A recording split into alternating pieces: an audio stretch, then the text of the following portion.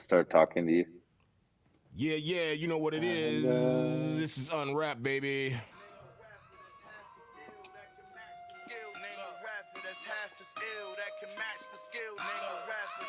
Let's go, baby.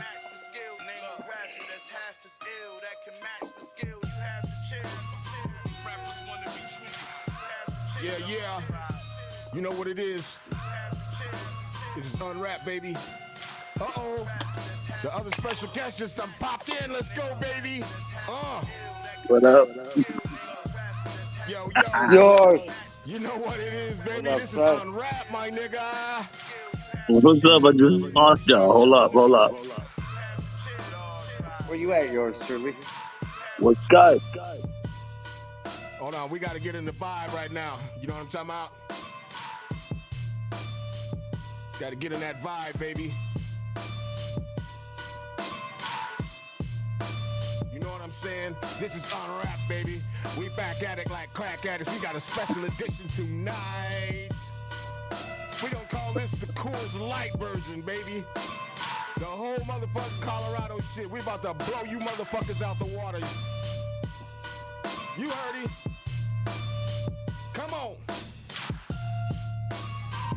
Gotta get in that vibe, baby.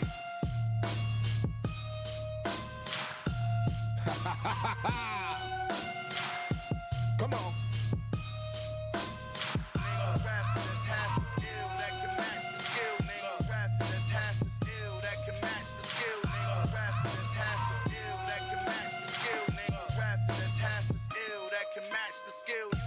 Oh. Yours. Yeah. Yo, you gonna have to work with me. Yeah. Me too.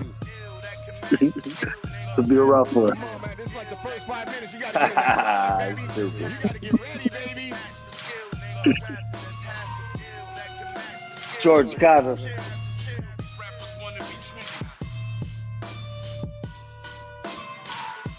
Y'all motherfuckers supposed to thought I skipped a step or something.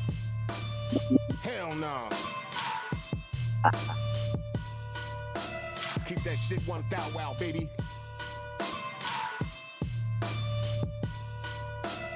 Tonight is very special. We got motherfucking DJ Turn. We got yours truly, the rapper. I'm waiting on my motherfucking co-host. Truly.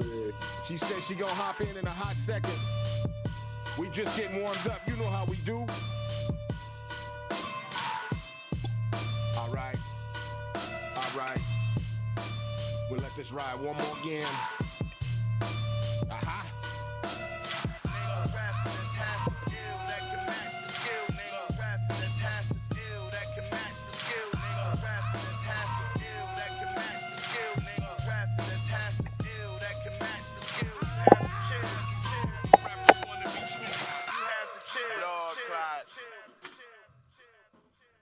Yeah, you know what it is, boy. This is Unwrapped, and we back at it like crack addicts, boy. We about to get into it tonight with the Coors Light version, man. We going all the way to Colorado with this shit.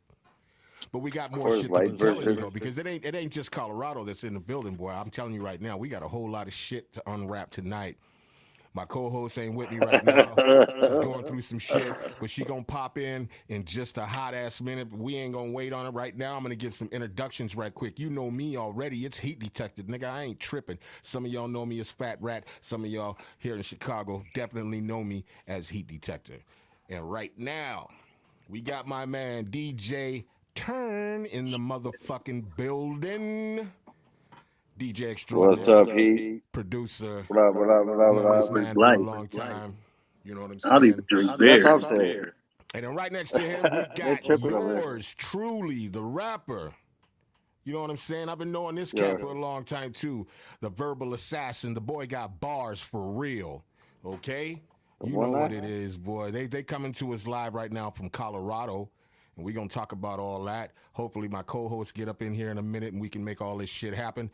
But I know I surprised both of you motherfuckers here for a second, right? I feel good. No, I'm That's my saying man. you You didn't know what I know he mean? was gonna That's my be man. here though. He didn't know you was gonna Nah, be dude. here. That's fans, dude. Let's holla. You want to chop it up? We Yeah, here yeah, for a purpose too. you know what we're gonna do. You know what we're gonna do. Yours Shit. truly. Now what's good with you? I didn't hear what you were saying when the I'm beat What was up, playing. Jay? Your feed's delayed. Yeah, you slightly delayed, bro. You frozen a little bit. What's good? What's good, Heat? What's cracking, baby? You see him, George? What's good, Huh? Heat?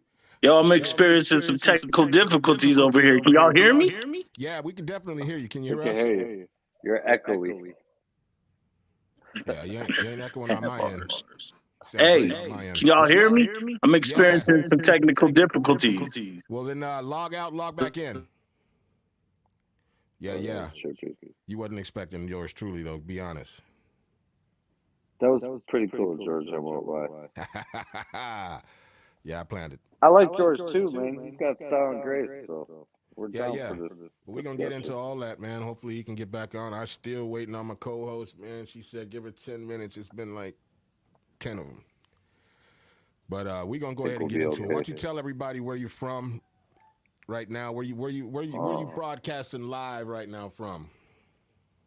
Sitting in Fort Collins, Colorado.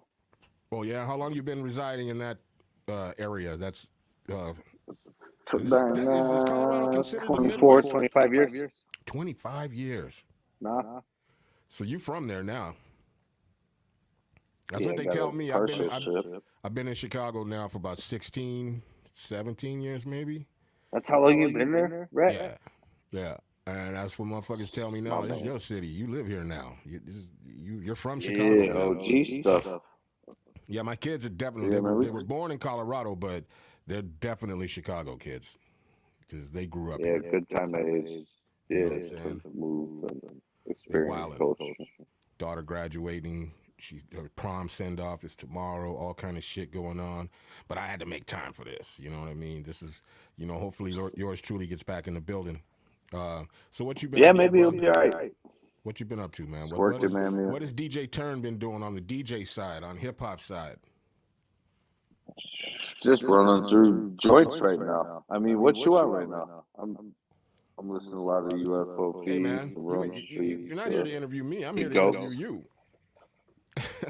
Well, that's what I'm on. Oh nah, man. What? I mean, musically wise, I haven't turned the music on in a bit yet.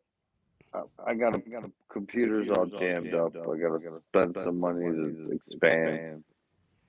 Yeah, but you know what I mean. So as far as production wise, you got an MPC, right? You don't need a computer to run your MPC. And an MC 909. Oh yeah. Yo. There he is. He's back in the. Can you hear me? Can you hear me? Yeah, can you hear us? Still echo, bro.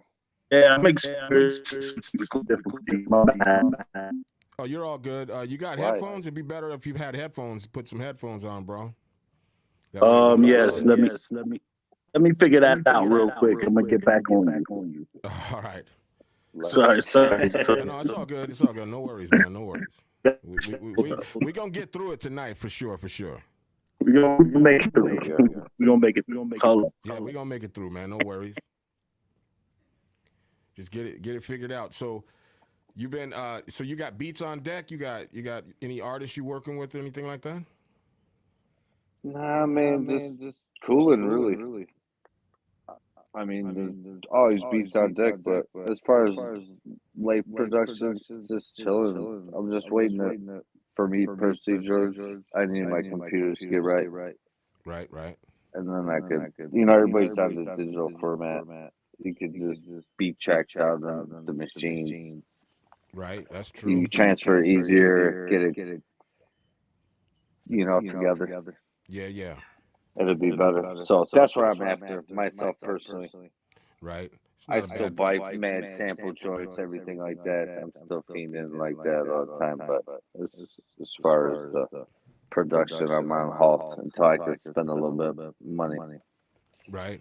But sometimes you just gotta deal with what you have sometimes, and it's even better that way sometimes if you with what you have because it allows you to be a lot more creative. Well, it forces you to be more creative. You know what I'm saying? That's how I came up, man. But you get to a point where you want to stretch your stuff out. What you mean? And digitally, it's the way to go. I mean, you can loop everything in the MPC, but I still got to go. Where's it going? Into my task game, after my Tascam, or it's in my freaking Yamaha, and Well, I then mean, it needs to go into a computer and charge. You got to have a purpose. You know what I'm saying? You can't just That's like this right here, just talking to you goes in the computer. right. I love the MPCs that I've continued to buy. I None but love. I haven't had an MPC But in such a I long need time. I need some joints that, like the thing behind me, that I need to beat on my MPC or this joint, and then, hey, okay, you know, Mm-hmm. they just need relaunch. So that's my next process. Right. I had last time I had Personally, an if you ask, MPC was thank you very much. last time I had an MPC was 2007. 2007. Yeah, yours truly actually got one of mine. I gave him one to use. MPC? Yeah. Yeah, I stopped using it. Then I went to the Roland MV 8800. Yeah, those are pretty hard, man, to find parts for anymore and keep moving.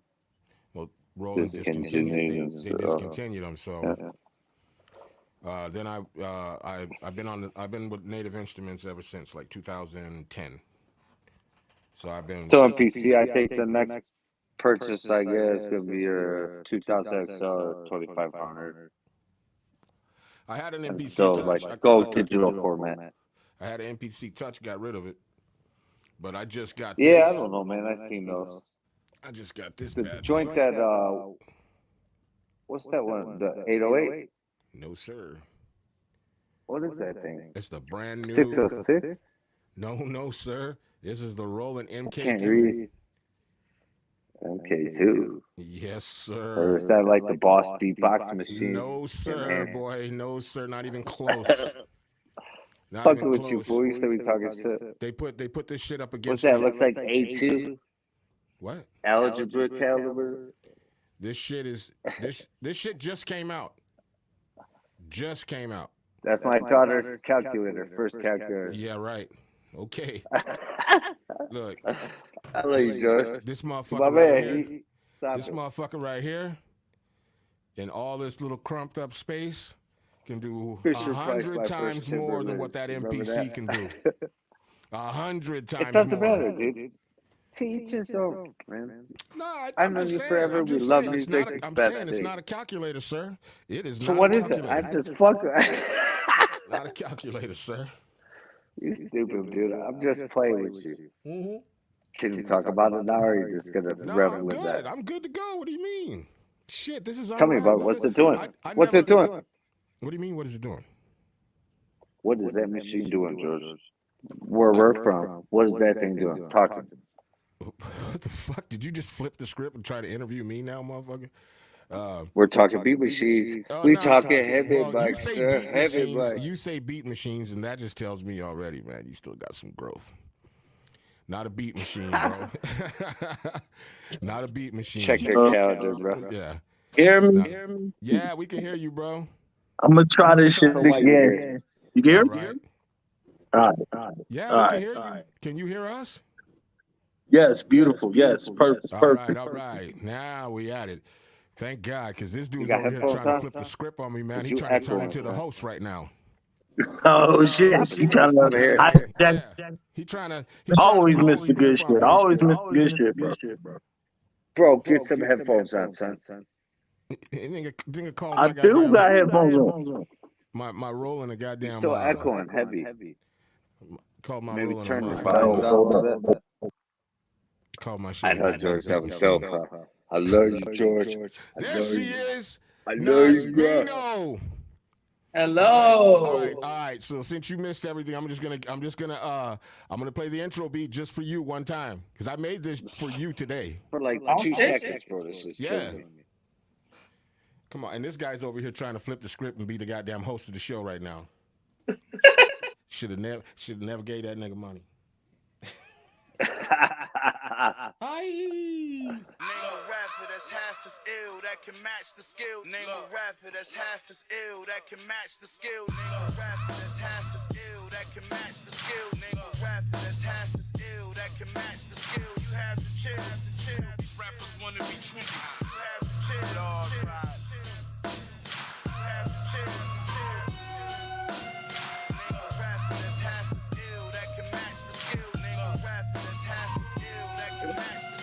Name a rapper that's half as ill that can match the skill. It's a little something. You know how I we do see. on rap, baby. Have to give him a little something. Name a rapper that's half as ill that can match the skill. Name a rapper that's half as ill that can match the skill. Name a rapper. Gotta get you in the moment too. Come on now. Match the skill. Name a rapper that's half as ill that can match the skill. You have to chill. These rappers wanna be trendy. You have to chill. Lord cried. You have to chill. Name a rapper that's half as ill that can match the skill.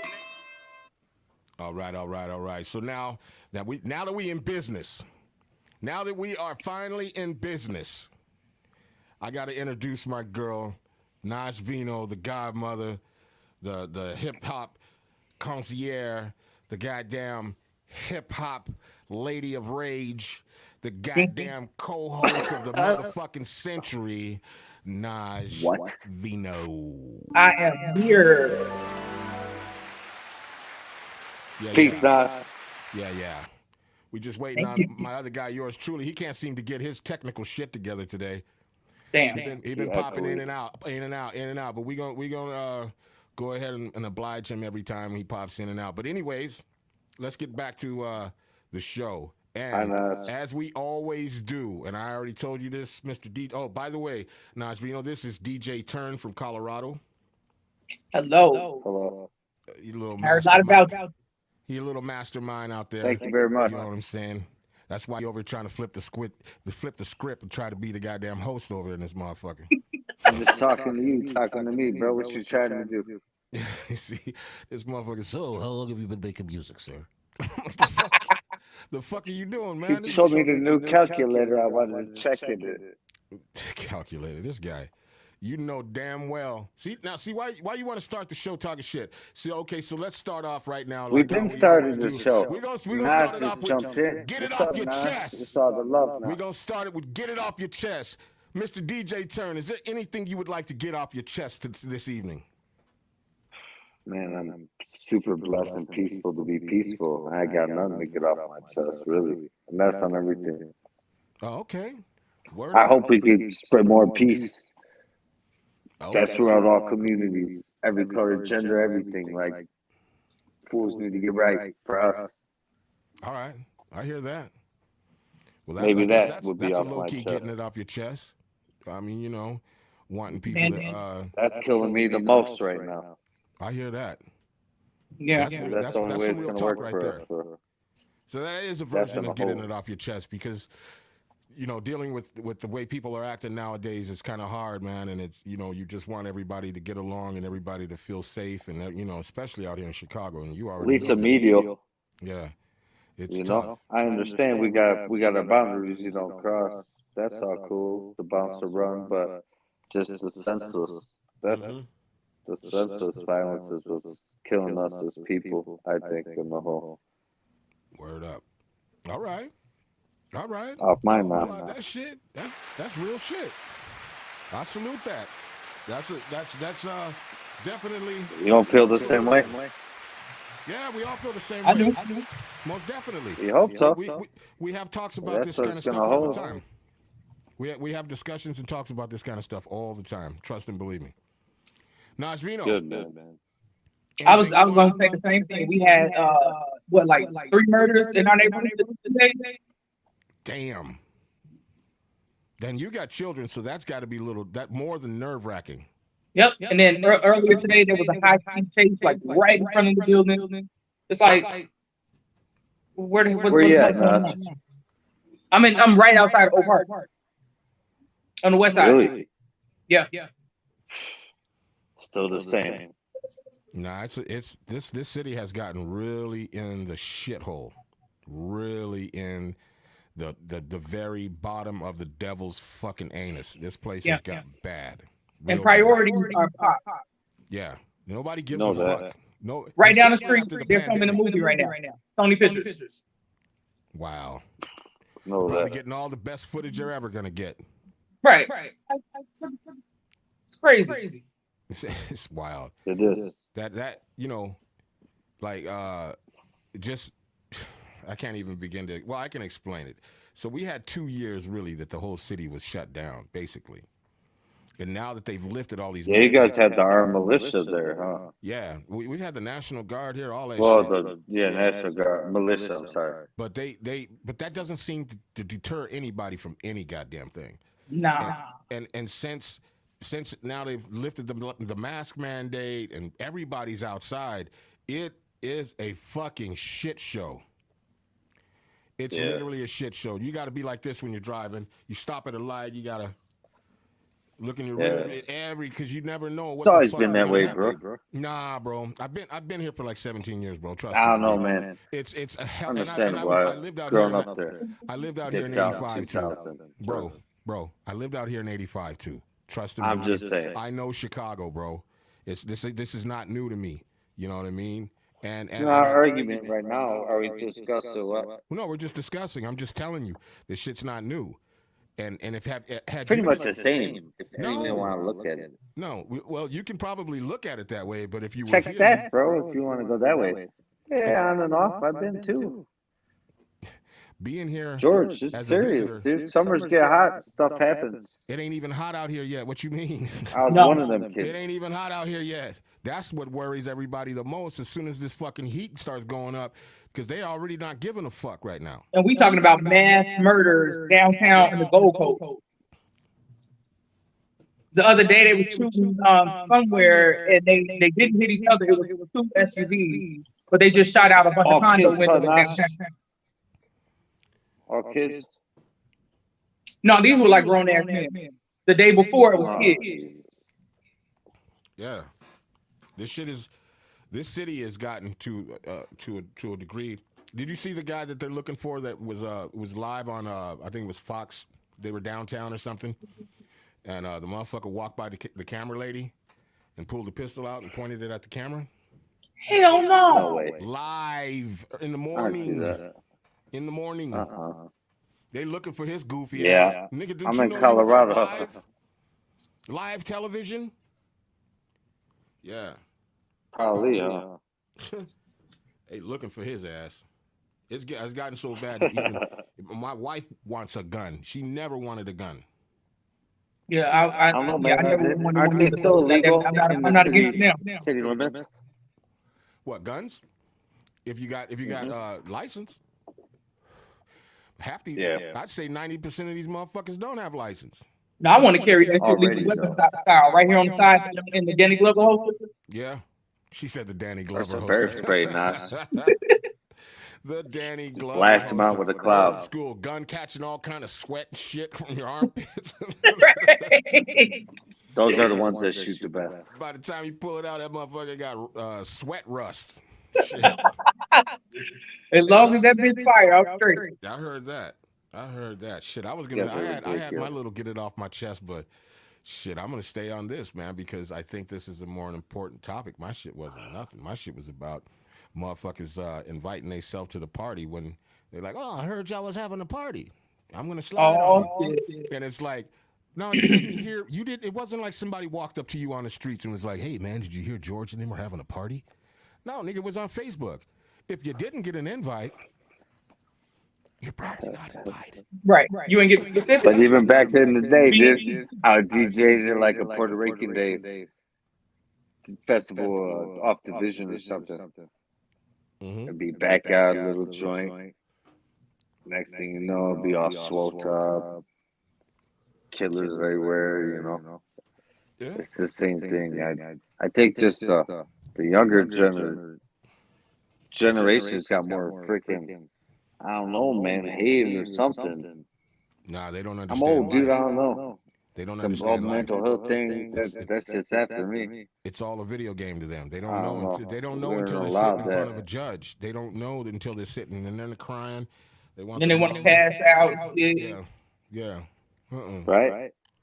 And they grew up soft. Let me tell you, man, these kids now, and I'm guilty of it myself, but I'm really not a soft father. My Look kids what know happened better. in Texas. You know what I'm saying? But That was like young kids. a lot of these motherfuckers is too soft. They can't take criticism. They can't take an ass whooping. They can't.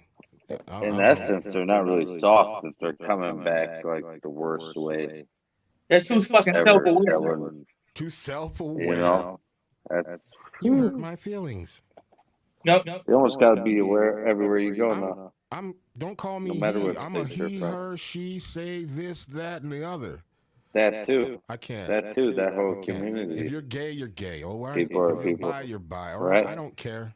I really don't. Just don't put your weenie You in. treat me right, I treat you right. Don't flip your weenie out on me. That's how we're supposed to be, I thought.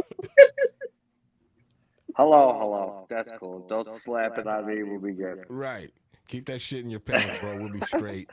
Don't try to But kiss me. Keep it under the smock. Right. I'm thinking like in real life that like the world is going through some sort of like cleansing That's of real life like now. maybe it used to Under get all the out of our smock. systems, and then one day we're gonna wake up and shit should be cool. Yeah. Because it's almost like Ghostbusters. Remember Ghostbusters when the ooze went to the city and then the people angry and shit, and then they make it grow bigger. Yeah, here's the thing.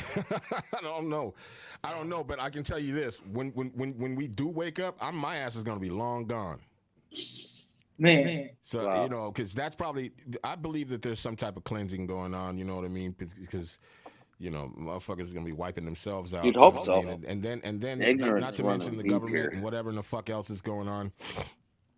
All these conspiracy theories and shit. You know, I'll be gone. And even then, I'll be like fucking what 70, 80 years old. What do I give a fuck? I'll be. Yo, I'm just gonna be a grumpy ass old man wheeling myself around the house talking shit.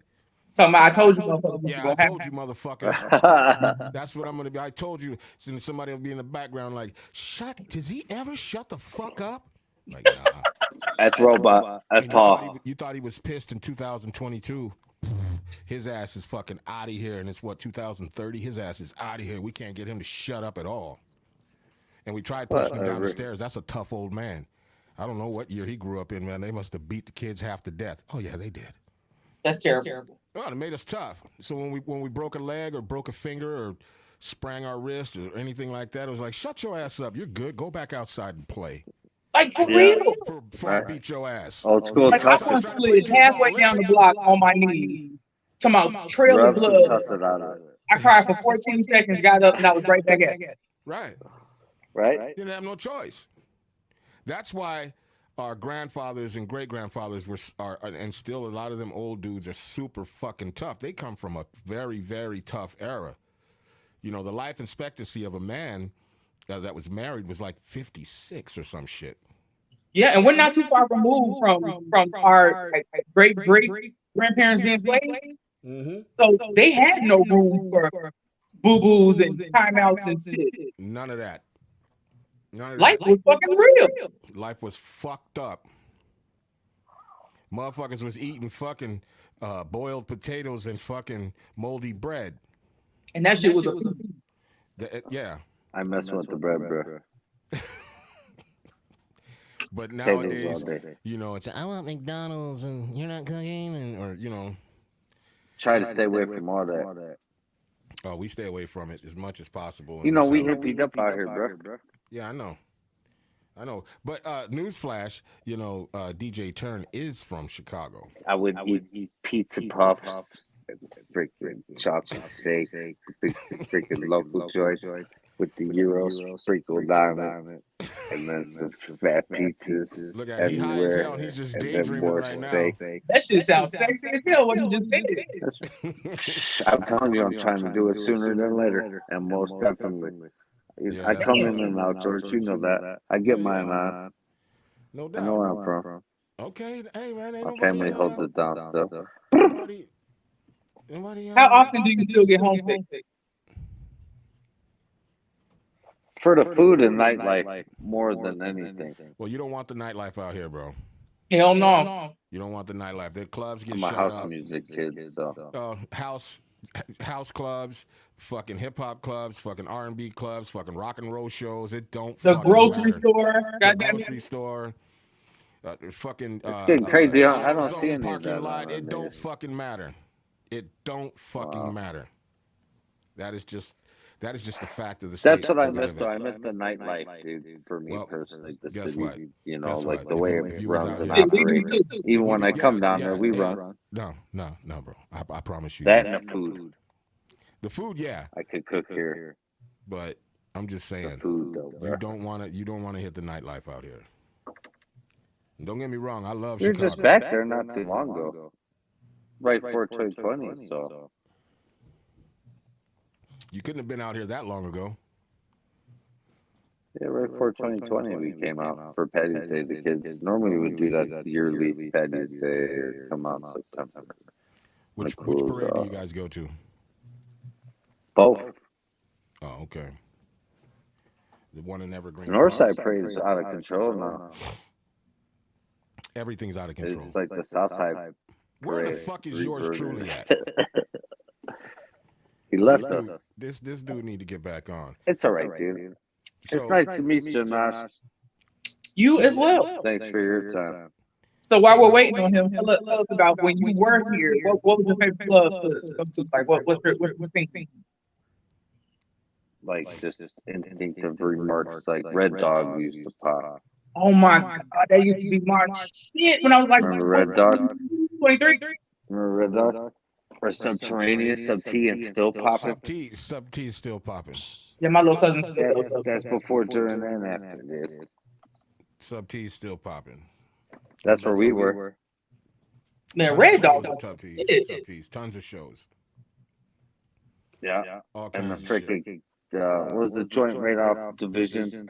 The movie joint, Kitty, something, Liquid Kitty. Remember that one? Or Old Cleo's. That's was popping for Med.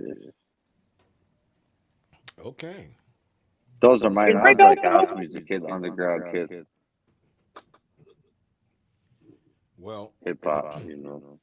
I need some more excitement in this. Y'all motherfuckers has been a little Well, bland. wake the F up, Uncle George. Set some shit on fire. That's exciting. You know what I'm saying? I'm sitting over here trying to be cool, man. I've been on this thing for like 2.5 hours for free. No, I'm just kidding. Yeah, George, where's my royalty check, son? You get nothing. Damn. get So what are Hey you doing guys, in Colorado? like, let me know when you guys launch. Say what? She asked you a question.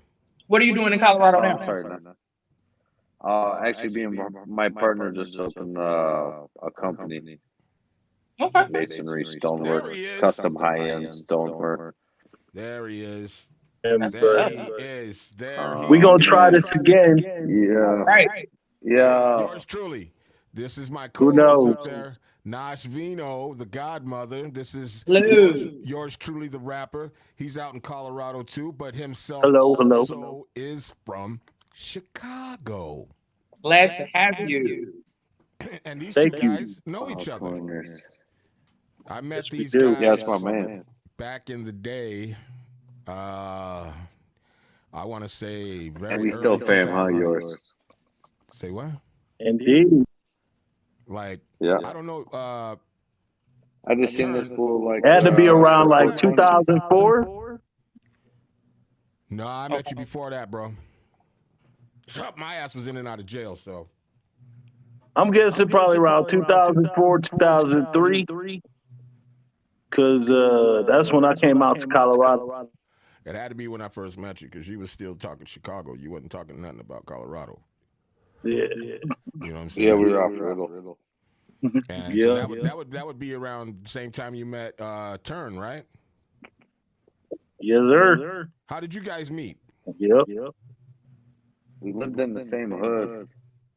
And we bumped into each other quite a bit, and then we were downtown, and we were spinning at that point. Ain't no hoods in Colorado, bro. Who was the homie? Surfside. Who was your Mike homie I Lab. used to always beef with? Who, me? Mike? At first, Dex? I used to hate that motherfucker from Mike. Jersey. He was from Mike. Jersey. You talking about the two M-Lab. dark skinned brothers? Tall, Nah, Jamal. Mike Lab, dude. Lab No, Palooza. this was a white boy. You talking about yours? Oh, Yeah, but he with used the to be curly with hair, Jamal bro. and That was them. my M-Lab. It's M-Lab. I feel like Massa Blassa. Yeah, I feel like I met you with him and we was all talking shit. And then Massive you was like, Lassa. and I said something about Chicago. You was like, I'm from Chicago. I was like, oh, okay. All right. I remember that shit. shit, dude. That was like 2000, bro.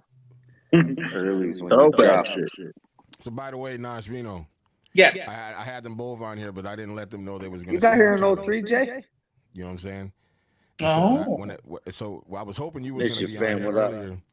But then when you weren't able to make it earlier, so when they both got on, they saw each other. It's like, what the fuck?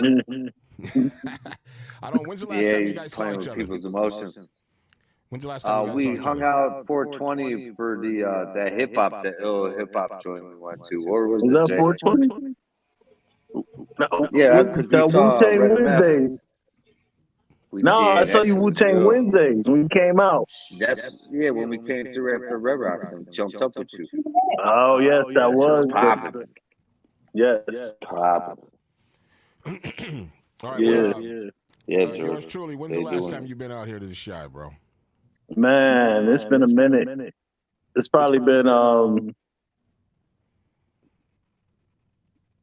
y'all getting that echo too? No, that's you. You need Yeah, headphones. I've been heard you like that. And Nasa's Okay. got it too. I got an echo.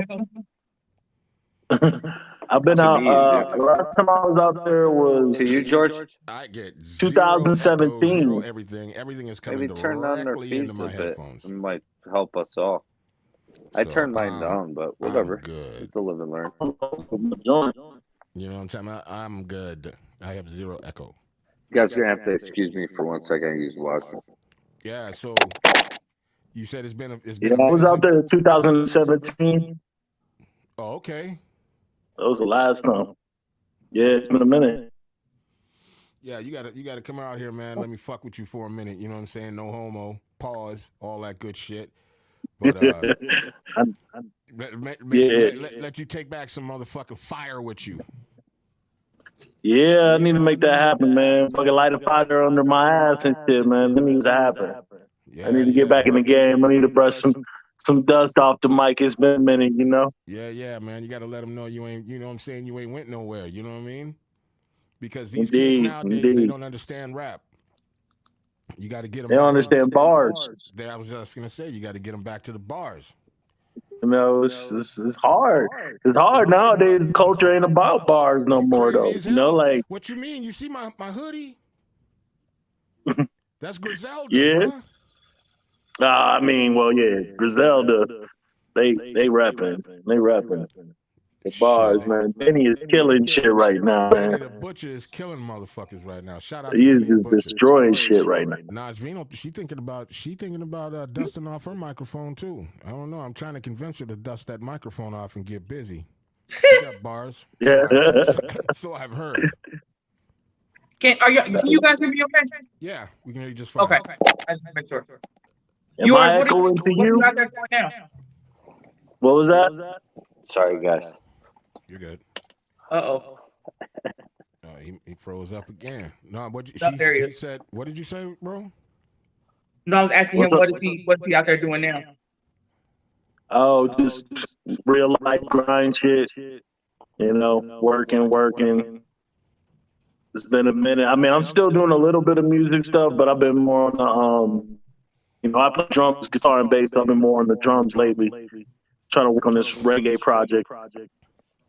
That's what's up. I make some dope ass reggae shit. Yeah, that's what's up. I mean, it ain't your typical reggae shit. I promise You that. still moving, Jay? More fire, you know. And then I'm really been getting into this Afro beat shit. So my Afro beats are fucking they're ridiculous. Mm-hmm. Just saying, you know what I mean. You got to keep the sword sharp. You know what I'm saying? Yeah. Indeed. Been trying to stay on my musicianship lately. Unfortunately, I haven't been able to, get in the lab with bars, but soon come. I ain't done George, yet. This is some Afrobeat from your area of the woods. That's for Chicago, and I'm sure you're familiar. It's a recent release. From who? From one of your artists in Chicago. Who is that? I don't know who that is. It's from Black Music. Are you familiar with Black Music? Yeah, I know all kind of niggas. You stupid. Idiot. So that's your local artist, Anthony Nicholson, man. Nah, I never heard of the nigga.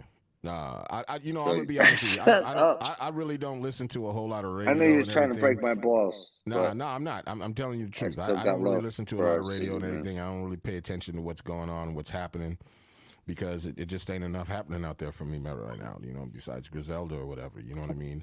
Stove God Cooks and a few other people. You know what I mean? Home Streets, UFO Feeve. What's old boy's name? I like him. Kendrick Lamar just Mosh, got weird on Mosh us. Homie or Posh Homie. Damn. The dude who always wears the fucking Dominican flag over his face. UFO Mock Feeve? Homie. Mock Homie. Oh, Mac Homie. Yeah, no, Yeah, it's Mock Mac Homie, Homie. bro. Not Mac Homie. Yeah, whatever. Mock Fishing Homie. for hip hop. Now, have the three of you ever done anything together? Ooh, deep question. Now, Us three together? Yeah. music Definitely wise, studio stuff. I'm sure we probably have. Me and Turn have definitely collabed on some tracks. I got some tracks with Turn for sure. And then I got a whole ass you got CD of one of the beats from MPCs. Heat. I actually had my Right, I got equipment- some stuff with George, I'm sure, too. I don't have it. I had my equipment over at his studio for a long time, and I used to go over there damn near every day and like make beats and shit. At my spot? May have collabed on a couple. I of definitely things. got stuff for yours, George. Probably do. Your mic is low. Mine is? No, he. Nah. It How was about the- that? Oh, I Say turned something. mine down because the I did echo say is killing something. me. I'm talking loud than a motherfucker. I don't know what the hell's happening. I don't I can know. hear We you, have I don't know who you difficulties and shit are, tonight, but but y'all listen. I can scared still, me. I can still turn up. You know what I mean? I can turn things up, and I can make this shit get real funky. But yeah, I don't. I've always. I'm gonna be honest with you. I've always wanted to work with yours truly, but like he was. I know we tried to make it happen a couple times, but it just never came to fruition and shit. The stars never aligned. I'd see him, and we'd always see each other at shows and shit like that. And the shit just. What happened never was materialized. Yeah, what happened was it took a minute for us to like really link.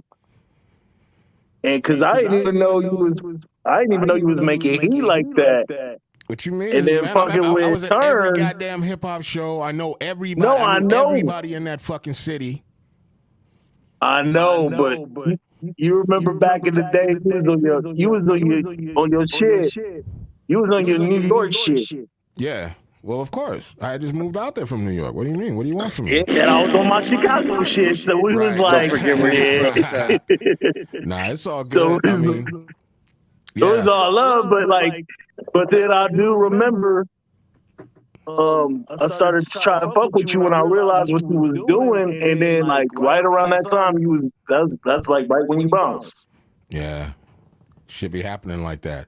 But guess what? Yep. We live in a day and age right now where I can just send you a fucking file. You know what I'm You saying? get a car. You get Indeed. a car. This motherfucker. You get a car, and you get a car, and you get a car. This motherfucker. Happy Friday, y'all. He Can I have a Tesla? called my Roland You get a SP404 MK2 a fucking calculus calculator. His ass is lucky. He in Happy Colorado Friday, right y'all. now. I thought we was fam. He over there doing math. Nah, we fam, bro. Straight bad. But you being real disrespectful right about now. Hey, show yours a joint. Yours, check this joint out. Look it. Show him, George. I'm sure he know what this is. Look at this calculator, dude. I want one. Oh shit. Get Okay. it to the shorty for school. Algebra. Nah, she can't do no That algebra reminds me on of this. old joint I had, the little That's science, son. the stylus joint. Do you ever remember Nah, that this ain't joint? nothing like that, bro. Y'all Yo, niggas, that y'all joint- niggas stuck in See a how time scared warp. he is. Y'all niggas stuck bro, in a you time got us. warp. This motherfucker just came Don't out. worry about what we're doing, bruh. Yeah, I don't know listen, nothing about that. Yeah, I don't know nothing about that. that's that new Like I fire told right you, there. I'm gonna show that calculator to my That's shorty for when you. she starts high school. Nah, that's for You everybody. just sent me the fruit of that. Huh? Oh yeah, for I sure. said, For send me sure. some of the fruit of that. Oh yeah, for sure. And listen, this shit's so crazy. And this ought to spark your little goofy ass DJ turn that it has a DJ mode in it. First of all, I might be a little bit not goofy, so Okay. go on, please. Okay, gotcha. Roger that. Roger Where'd you that. get here from? Well, it might do something your little ass might understand. It has a DJ mode, so you can load up a bunch of songs and actually DJ on it and use the live effects and do all that shit with it too as well. That sounds fun. May I ask a question? Yeah. How much you paid for that shit? You really want to know? I do. Nah, bro. Hit the gong noise. Be like, You gotta Nah, this shit was $600 and something. $600 and some change. What you let me hear when I came on? Did you make that with that? No, I made that with the that's what I'm machine, wondering. Good the call. machine MK2. Okay. I haven't I've only made like 2 beats on here because I'm just getting to know it. A lot of the Any functions other and features are producers kind of that I like would they know that's moved using that? from the Roland MV 8800 onto this. So some things I understand and know, but there's so many functions and so much shit. Just watching a lot of videos, tutorials and shit and trying to get my way around it first. But I made like 2 beats off of it. I wouldn't call them super fire, but they were good. Do you have to download your samples or they come pre-banked? It comes with Roland sounds. And if you know anything about music, you're supposed to. Roland has like the best shit.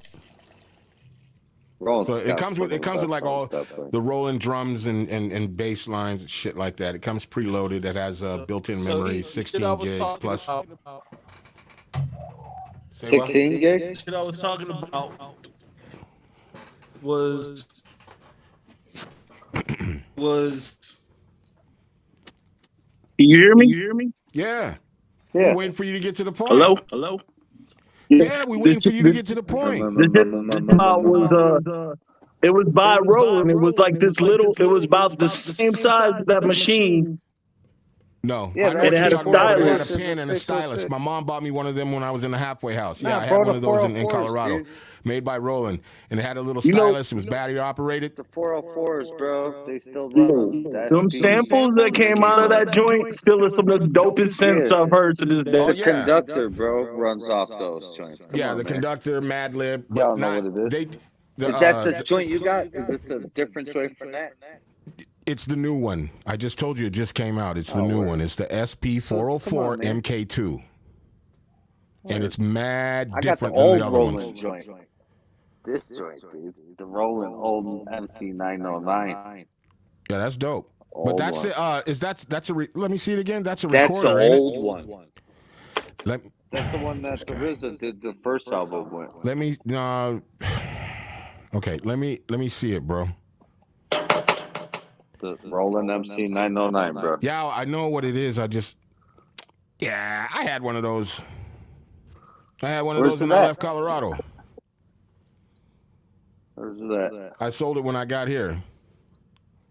Did I buy it? I sold it Who'd you sell it I to? sold it when I got here to Chicago. Oh, where? Did you get money for it? Not really. It's not something that a The lot of people motherfucker's really want worth to use. But if money you're doing now. house music, it's dope. I don't know, man. It's got so many effects and distortion. Have you heard But the hip hop lately, George? Say what? Have you heard Am I the what? hip hop lately? The new stuff. Are you Am I gay? into hip hop? Is that what you just asked me? Heard me?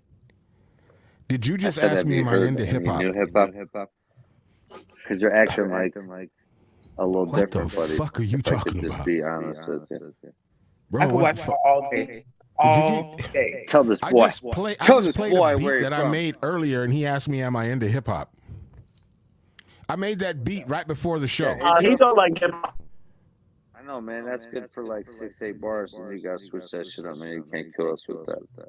What? In confidence that he Quit was killing my mic, bro. This What guy. happened?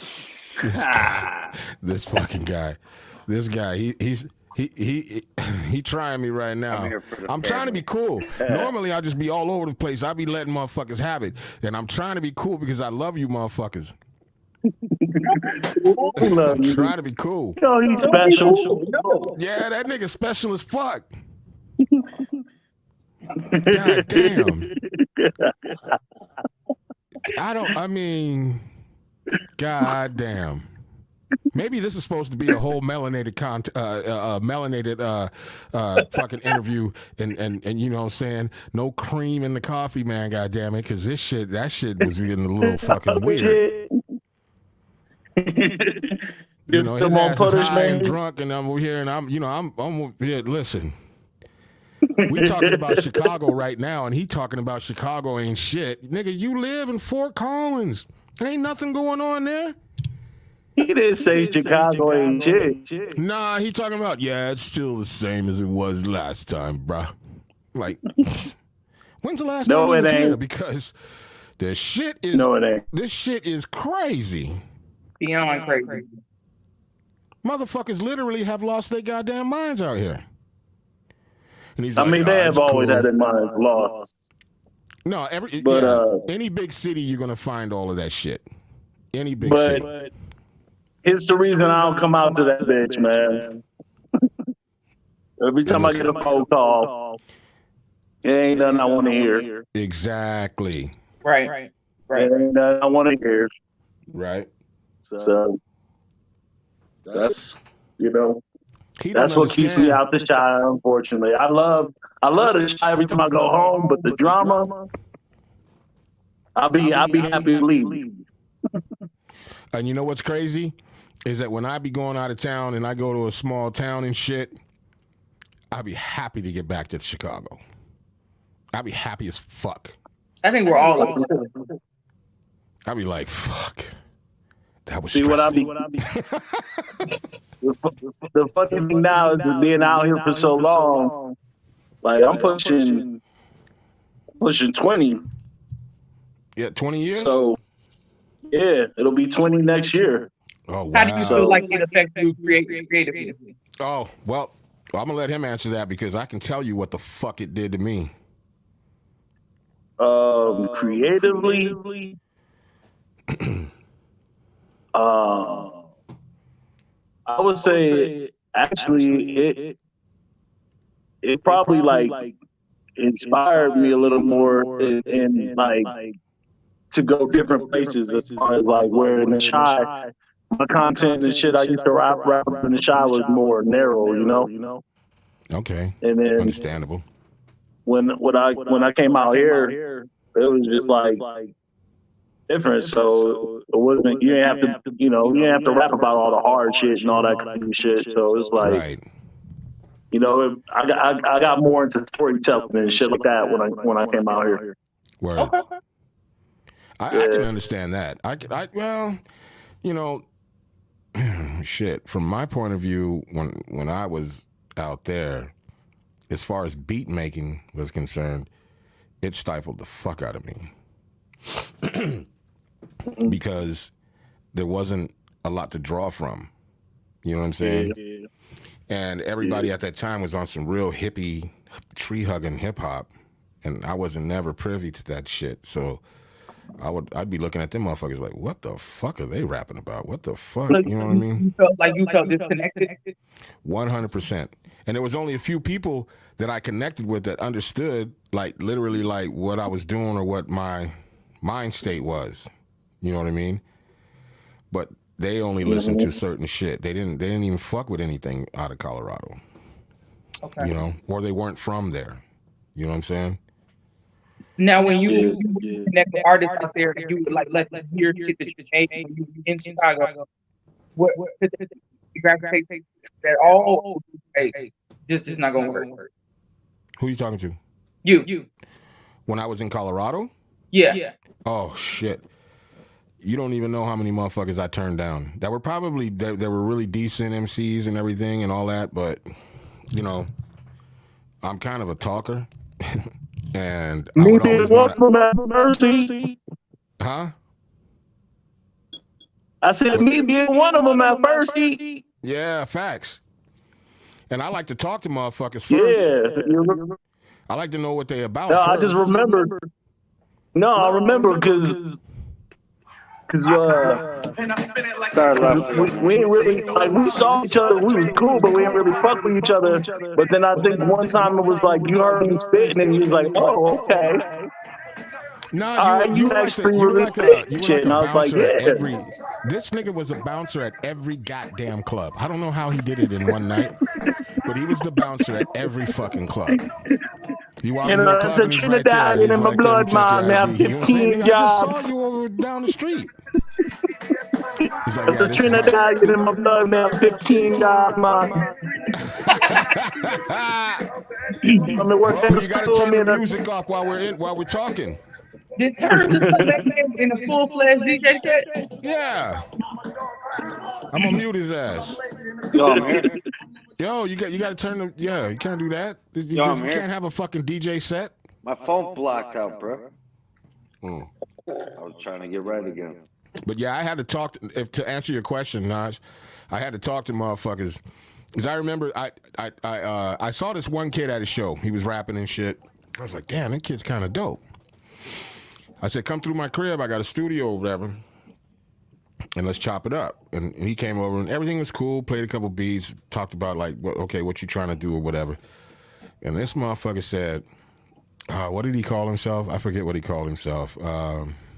Chance the Rapper. No, let me just say for right, Nas? just for conversation's sake, let me just say he called himself Casper, right?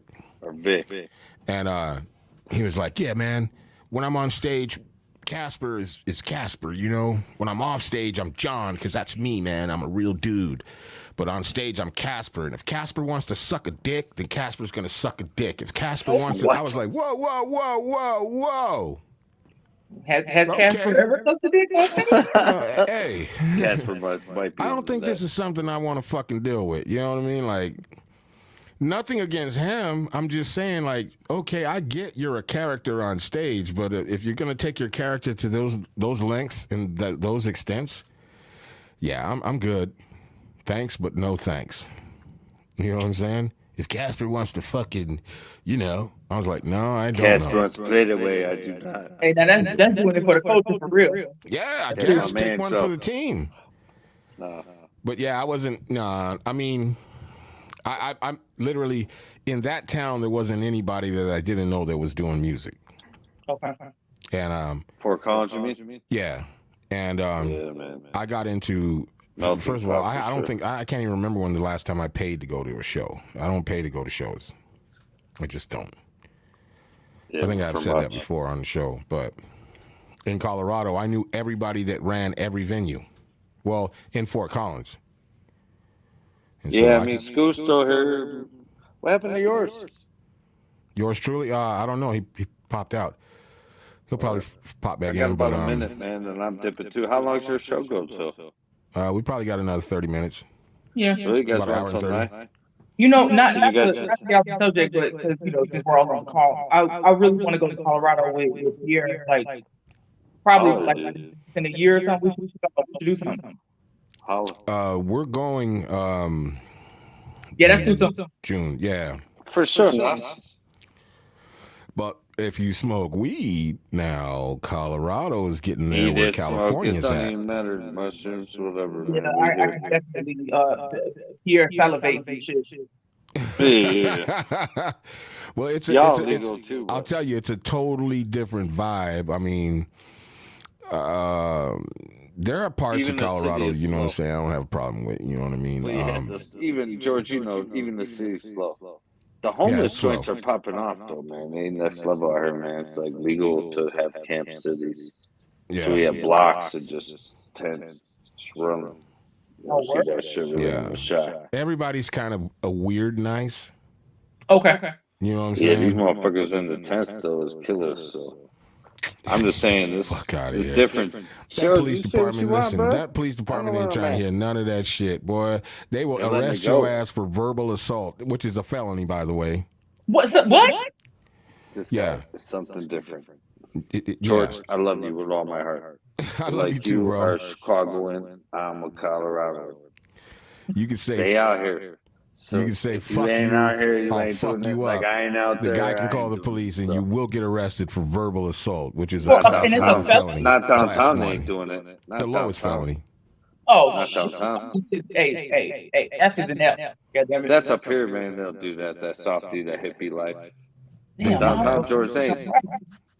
They did it when I was there. I They remember do it my now. first. You What got was the you got a Fisher lot of Price, my motherfuckers first that wolf a Timberlands. lot of shit, but they scary as That's fuck. you, bruh. Yeah, never, The wolf monster, bruh. never.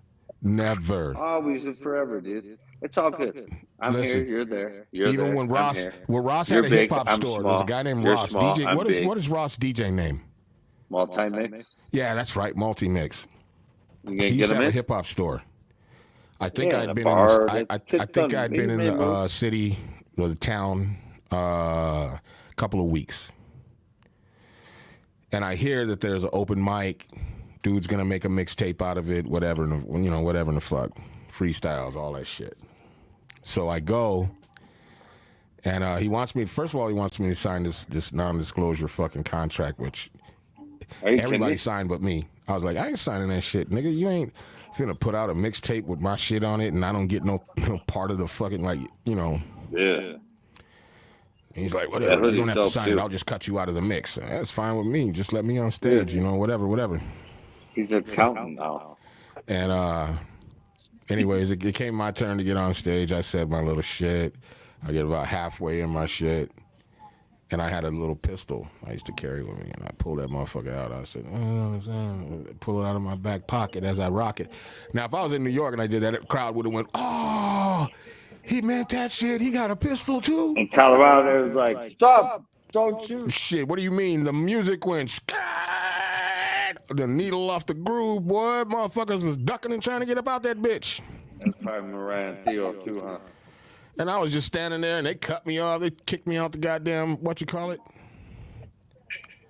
And I'm over here thinking, my rhymes was fire, man. That shit was fire. Too fucking fire. Too I much remember fire. my first time in jail. Nah, I didn't go to jail for that. I didn't stick around, nigga. Shut up, Well, boy. actually, I stuck around outside, and that's how I met a say couple of other MCs, because then they came outside. They were like, that was fucking crazy, man. We never seen anything like that, bro. Look, I'm a rapper, bro. Man, Smash fuck, shooter. man. We should start a fucking cypher right here, bro. And they did. And then, we kind of went around, and I was like, yeah, I'm up out of here, bro. You know what I'm saying? I got to go. You know what I mean? Yep. I'll see you around. That's how I'm doing it right now. I love y'all. Y'all have me back, man. I'd like to talk that shit. Hey, you already know what it is, man. Have me back, man. Yeah, I appreciate you, man, for Get a popping group in. in here and let's just cause ruckus. Say what? Tell yours truly I said kiss my butt. I'll tell you said kiss your ass. I don't know about butt.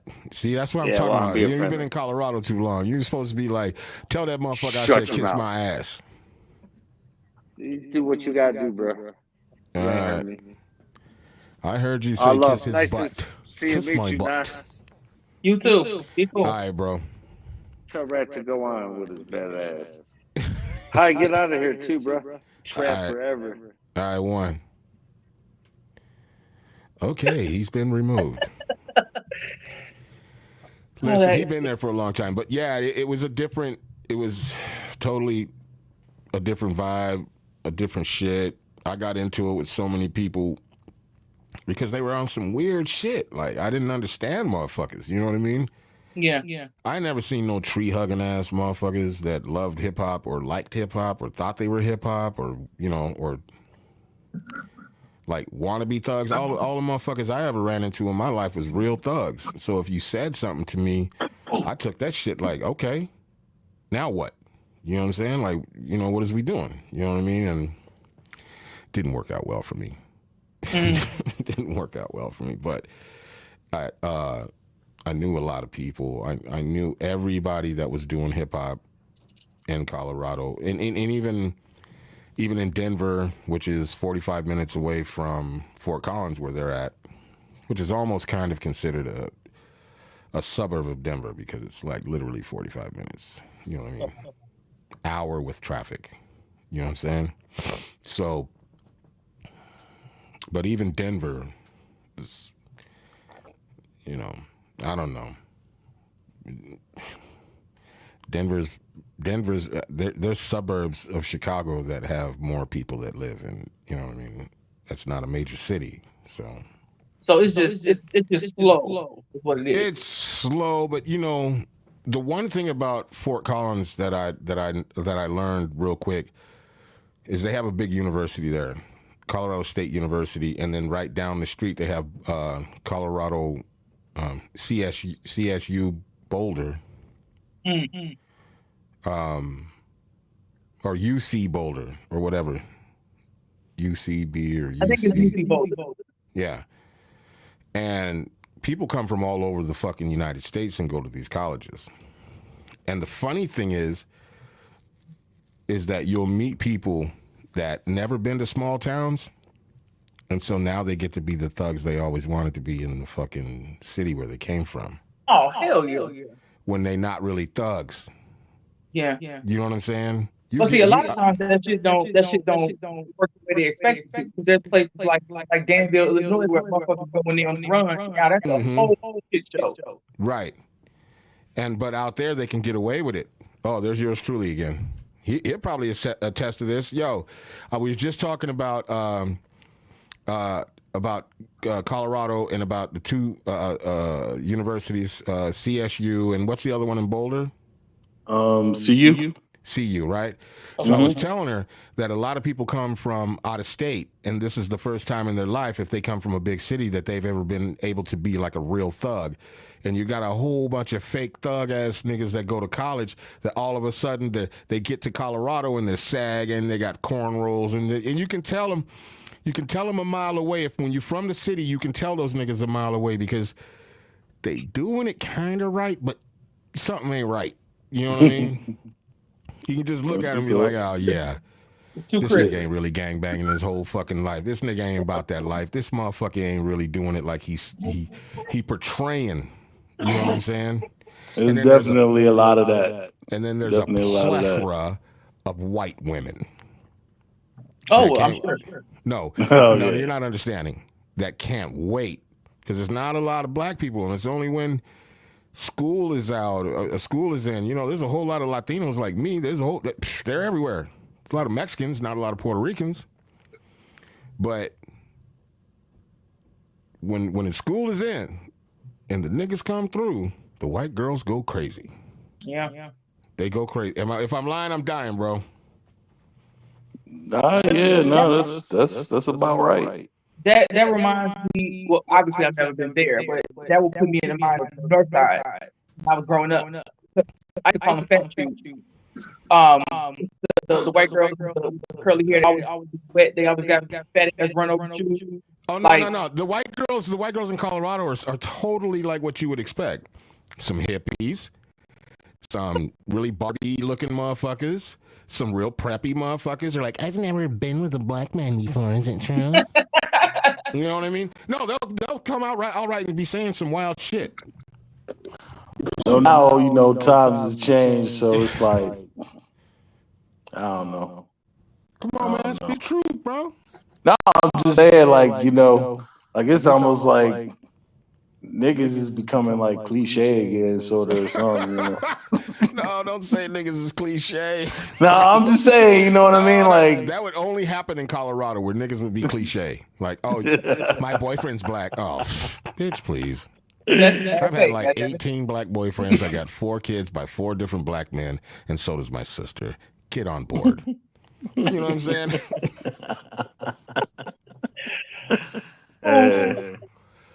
Just telling you how it is. Hey. I get forced to go out there because I be like, I don't want to go because I just don't. The last time I was there was last year, and it's. Oh, you hate it out here? I don't hate it. I just hate being introduced to people that I know. They ain't really, you know what I'm saying. And then Mario, he be picking the most thuggish motherfuckers he can pick, but. See, I don't even waste my time on that shit, they bro. Just not even that. Like, bro, why are you even wasting your time with this nigga? Like, this shit don't make no sense. I went down there and of course, Mario talks a lot about me or whatever. And then so when I walk in the room, the dude automatically, you can tell when somebody just trying a little too hard. And where was he from? And even when he told me where he was from, and you know, people don't realize I'm a well-traveled man. I've been in a lot of motherfucking places. And when he said where he was from, and talking about he was St. Louis. He was from St. Louis. That's right. And he was talking about all kind of other shit, and I was just like, okay, if that's the case, though, why you run to Colorado? Why did you run to Colorado? Of all Fort Collins, of all places. Because if you really about that life, you in Colorado, if you remotely about that life, you're gonna end up in jail. Trust and believe me, it happened to me. Every fucking police officer in that fucking town knew me. That's why I always don't want to go back. The motherfuckers see me, I'll be worried. Like not that I even have anything to be worried about, but shit, they was trying to throw me under the prison. Yeah, I quit fucking with Fort Collins a while ago, man. Say what? I said I had to quit fucking with Fort Collins a while ago, man. Oh yeah, them police out there, man. They try to give me a case on some bullshit, bro. I was like, fuck that. They tricky. Yeah, they tricky. If you got melanin in your skin, they tricky. Yeah, there's some tricky bastards, and the judicial system out there will treat you even more tricky. Yeah, bro. They try to get me on a bullshit weed DUI, which wasn't even legit. I don't mean to. And I beat the case, but I still ended up paying out. Oh yeah, they want you to pay, but if probably 10 to 12 stacks, and then they want you. If you didn't beat the case, they were trying to give you some type of probation or something. And once they get you on probation or anything out there, god damn, there is literally no way out. There is literally no way. It took me 8 years to get the fuck up out that city. Yeah. And when I was able to, I was gone. Like zero papers, zero everything. Fuck that shit. I'm gone. I'm gonna go back to where I'm used to, where shit I could do every fucking day. Ain't no misdemeanor, ain't no felony, ain't no nothing. So is there any city out there where that shit is not like prevalent? It's Colorado. The only two. Is it what? Go ahead. Is there any city out there where that shit like isn't prevalent? Like just police just generally being on some bullshit? Oh. I mean, is there any city that police don't be on some bullshit, keeping it real? Good one. That's a good one. But on another note, yeah, I mean, I did like, you know, that's a small town, college town bullshit. So, like, I would say probably around 2007, 2008, I pretty much dipped out of Fort Collins. I got out and headed down to Denver. So that's where I'm at now. I thought you was in Boulder there for a minute, or Colorado Springs. Nah, for a while there, I was living up in the hills for a second, but yeah, I've been down here in Denver mostly. Yeah, the crazy thing about that shit is, with the police and everything is, I call Colorado. Well, first of all, they only got like 3 major cities, and they're not even that big. You got Denver, Colorado Springs, and Boulder. And Fort Collins is only big during school. During school, the population might bubble to about 300,000. Other than that, it hovers around 200,000 people. Yeah. And the majority of every town or city you go in is going to be white. It's a super conservative state. And I always call that place, it's like a Gap commercial gone crazy, gone wild. It's like, you know what I mean? It's a lot of preppy, a lot of hippie, a lot of hipsters, a lot of really white people that are out of touch with every fucking thing. And they like to call their small towns places that people want to come and retire, meaning, you know, pale face. Yeah, it's a lot of that, but I will say, man, in the time that I've been here, man, I've watched a large demographic change here, man. Like it's changed a lot, man. That's because of the weed. That's because of the weed. Because of the weed, definitely changed a lot of things. Because of gentrification in general, things have changed all over the world. But I will say a lot of a lot of a lot of transient types have come out here because of the weed. And it's an So easier life the for a transient homeless person out there. population has exploded out here. Yeah, it's Shit is easy out there to be crazy. homeless. And Really easy. I can't really speak on Fort Collins or Boulder too much because I don't really fuck with those places too much like that no more. But what I've watched Denver turn into, it's kind of crazy, man. It's gotten wild out here, man. I believe it.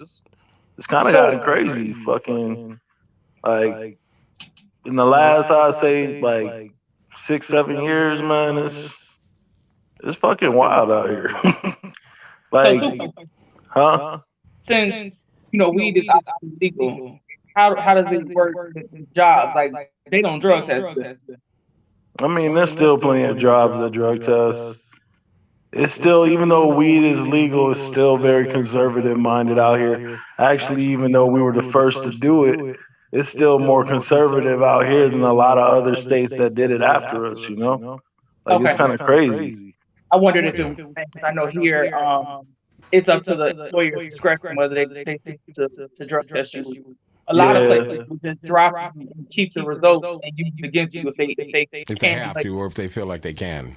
Yeah, because we got bought by another company, and when I working for the original company, we have to take drug tests. But this company, they made us all take drug tests, and everybody was getting out. Like, why the fuck we got to take drug tests? Now, I wasn't worried about failing, but it was actually my drug test in life. Right. And this shit is weird. Like, I just really curious. So I asked my manager, hypothetically speaking, if somebody fails, the fuck they gonna just get fired? She was like, no, they keep the result. Yeah. Let's just hold on to these and make sure Nasha is going to be a good girl. Right, like what the fuck? And then let me just hold on to this and make sure yours truly is going to be a good boy. And then I need you to come in on Saturday and Sunday. No, I can't make it. My daughter's being born. That's really weird because your drug test came back fucking positive. So, we might. I don't know. I can't say. I'll talk to HR, but I can't guarantee you'll have a job on Monday. You know what I'm saying? Hey, that's how shit works. Yeah, that's facts.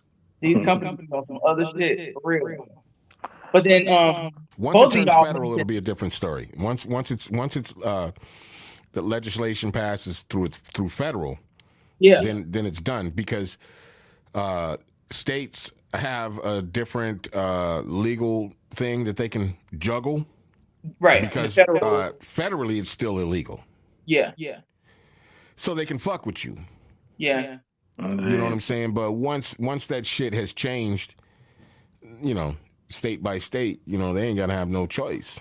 But ain't it interesting though how it seems like every situation allows itself to create so much bureaucratic bullshit, like to just keep it going? Because there was a bunch of people right before COVID. So I want to say January 2019, they left the job because they were all going to work in the weed. So there's no HR functioning, training. See, you're talking corporate shit. You're talking corporate shit. But seriously. No, seriously. I get you. I get what you're saying. I was just going to say some really fucked up shit about it, but I'll wait. So these guys, they were saying that there's no company that's offering capital management services for any of these campuses. Because banks don't want to touch them because of the federal aspect of it. And there's so much other bullshit. Like we do this, it does level itself out and it becomes more mainstream. We'll be the first of our kind, and everybody's gonna want to fuck with us because we've already worked out all the kinks. Right. We can offer consulting services. And I'm sitting there at the listen to this motherfucker like, this is some ingenious shit. Yeah. So I have a friend right now that used to be a big weed seller. You know what I'm saying? Even when it was legal in California, hundreds and hundreds of pounds a week. He stopped and started working for one of the biggest weed growers in California that is selling this shit to, you know, all these dispensaries and everything. That's how the whole game is pretty much gone out here, you know. Yeah. One of the ones in the hills, or like one of the mainstream ones. Oh, it's way northern California. It's in the hills. Okay, I like those better. But see, a lot of those farmers that were doing that shit back in the day, like in Humboldt County and all that shit, they're all corporate now. They've been bought out. Oh, there's still a small little population that's trying to keep it. Right. Because they understand what's going to happen once it goes past federal legislation. But the key to this whole shit was back in the 30s, hemp was supposed to be the next cotton. And because there's a lot more uses for hemp than there is for cotton.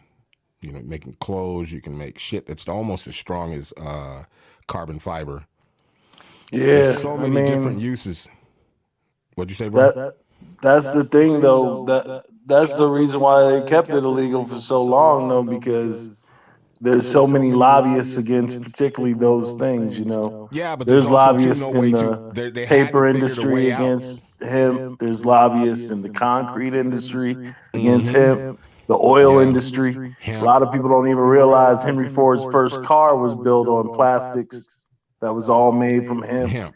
It ran off of a hemp oil. And so you know like the what first car was a weed car. You know, it's actually what would be on a tree, the wood. You know what I mean? Yeah. But in that time too, the byproduct of that is weed. You know what I'm saying? The flower. Yeah. And what they couldn't understand for a long time, and they still are trying to figure it out, is how do you tax this? Because once you make that shit 100% legal on a federal level, then you can't tax the guy on the street. You can't tax people can grow a certain amount of plants in their home right now. I think it's more to do with the big industries than even the tax on it. Because if you realize here in Colorado, these motherfuckers in the weed game are getting taxed 30%. Yep. What else do you know of that is getting taxed 30% out the door? But here's you know the what thing. I mean? Like, you know, they're getting taxed on both ends. The customers getting taxed 30%. The business is getting taxed 30%. Big tobacco is doing that. They ran the smoking game for so long, and they're so deeply embedded in Congress and pay to play and all of these type of things. The last thing big tobacco wants is another thing coming in that you can smoke that has bigger fucking shit, bigger consequences, bigger, as far as financially and shit. I know that they said water once the feds say okay. Yeah, but I know that like if I could be wrong, and it could be one of those myths, but from what I understood, what are they called? Nobody wants big tobacco to make packs of fucking weed. Yeah, I understand, but big tobacco has already said if the federal green lights it, they're on it. Imagine that. Let me get a pack of Newport cookies. You think they're not? And you think they're not just trying to figure out right now how to do it, how to ease everybody in all these other industries that we will eclipse, how to ease their attention or let them get into the game first? Like, that's all that's really happening. That's the only while thing you still have people of color sitting in prison over weed charges. And you know what? We having this conversation, seriously thinking like this is some world order shit, because all of the different things that we're seeing on social media, like I know a video going around that fucking orange, when that orange was juicy, it was like a cup of orange juice coming out the damn orange before they squeezed it. They just cut it. There was no seed. So it was hanging on the tree, and it had like some white frost on it. So the chick had a knife, and she cut it. It was halfway through, and I'm talking about the juice that came out. That bitch, you could catch it in the cup. It would have been full. She had and I'm sitting there like, okay, let's talk about this. What the fuck is that? And it doesn't have, so that's genetically modified. So GMOs. We ain't got no chicken wings. We ain't got no chicken legs. We ain't got no. Wait, I'm gonna tell you. Wait, stop. I'm gonna tell you like Cat Williams said. How in the fuck ain't no chicken wings? It's two wings on a goddamn chicken and two thighs on a goddamn chicken. How we have all kinds of thighs but no goddamn wings? So we just got a 17-thigh chicken running around this motherfucker? We got a chicken with no arms running around this bitch now. And it's, I think about this though, like it's like this trending. Like we're gonna be able to buy packs of weed from the store next to the cigarette. You know what I'm saying? Mm-hmm. No, the cigarettes will be gone. If you have a farm in your backyard, you'll be shot. You're gonna get Marlboro fucking sour diesel. and motherfucking Marlboro packs. Yeah, and you're gonna want to buy the 100s because they're the same. And they gonna add some flavor shit to it. Yep. They gonna add some kind of blueberry fucking bubblegum flavor bullshit to it. It's gonna be all organic and shit, organic if you're lucky. They're gonna have a special pack that's organic. They're gonna charge about $40-$50 for that bitch. Can you imagine paying for a pack of fucking vegan Newports?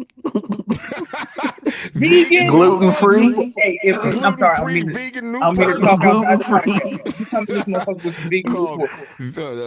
Newport cookies. Come on, man. Them gluten-free cigarillos. Yeah. Shit. I love it. Let me get a Black and Mild gluten-free vegan. You know what I'm saying? They ain't even got a wood tip. That motherfucker got a paper tip. Recycled and shit. Recycled paper tip. Hypoallergenic. Yeah, hypoallergenic. Oh, soft ass niggas. I'm smoking this shit with all kinds of chemicals, motherfucker. I got rat poison in my cigar. Everything, nigga. I'm still breathing. Fuck out of here. Nah, I'm a real motherfucker. That's why I'm gonna be 80 years old in a wheelchair. Motherfuckers keep trying to kick me downstairs, and I keep walking back up the stairs like, why y'all doing this shit? Hey, you might be. Hey. Y'all fucking with me. You know what I'm saying? You know I'm old. Oh my God. Let me do my podcast. Leave me alone, god damn it. You know what I'm saying?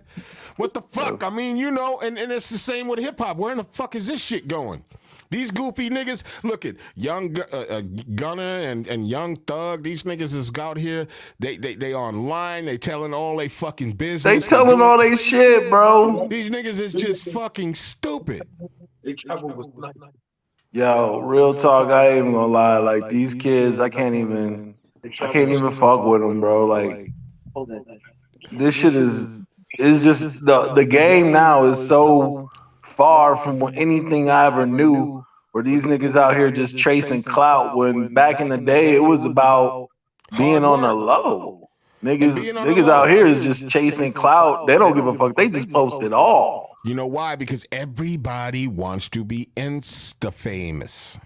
It's crazy, bro. And be known for some fucking goofy shit because, Andy Warhol said it a long time ago, he said that everybody in their life will get 15 minutes of fame. And what motherfuckers have done was stretch that 15 minutes of fame to a year, to 2 years. And so now it's like if you go viral, now you got to flip the script, right? If I get 1 million views, now I got to put out a single, or I got to fucking, show up on a show. Everybody's trying to make their brand. Show. Everyone's trying to have their brand. Makes sense, but at the same time, it fucks up the game. So can I answer a question? Sure. So and feel free to judge. So the other day, I was trying to focus at work. I was all over. Like, I'm gonna watch Southern hip hop Hollywood. Listen. I ain't mad at you. Oh look, I'm because I know this shit gonna be entertaining. So I really want to know. I'm serious. Hypothetically speaking, especially you. Let's say you had an artist, right? Yeah, you. Let's say you had an artist. Mm-hmm. You know this artist is trash. Like the trashy stuff is trash. Like just there's nothing to this person. Be honest. You already fucked up by saying I have an artist that's trash. Damn, that's fucked up. But I'm saying I have an artist that's trash. My name ain't Heat Detector for nothing. Because it's like this was a game. I don't understand. Like there's a rapper in particular on Love and Hip Hop Hollywood. and she is horrid. And I'm just trying to figure out like who the fuck told her that she was good, and then why are we carrying on with this grade? Well, that's the kind of the state of hip hop we're living in right now. I mean, let's keep it 100. Let's keep it 100. Like, there's a lot of really trash rappers that are way high up in the game. Like, way high up in the game. And a lot of it really, when you think about it, is just gimmick. Like, you know, if they got the look, if they got whatever the gimmick is, you know, like no disrespect to the Migos or whatever, like these niggas had a gimmick. All disrespect. You know, like these niggas had a gimmick. Like I try nowadays to like not hate these little niggas as much because I realize they just doing what we was doing, but in their way. Oh, you watch your goddamn mouth, boy. No. I mean, they doing what we was doing in their way. But you got to understand their way today, this way is all different. It's all fucked up. I was talking to one of Kanye's producers the other day. And I met him at the Griselda concert. And I'm going to get him on the show. Man, guy's amazing. One of the things he was saying is that the music has dictated what these rappers have been doing.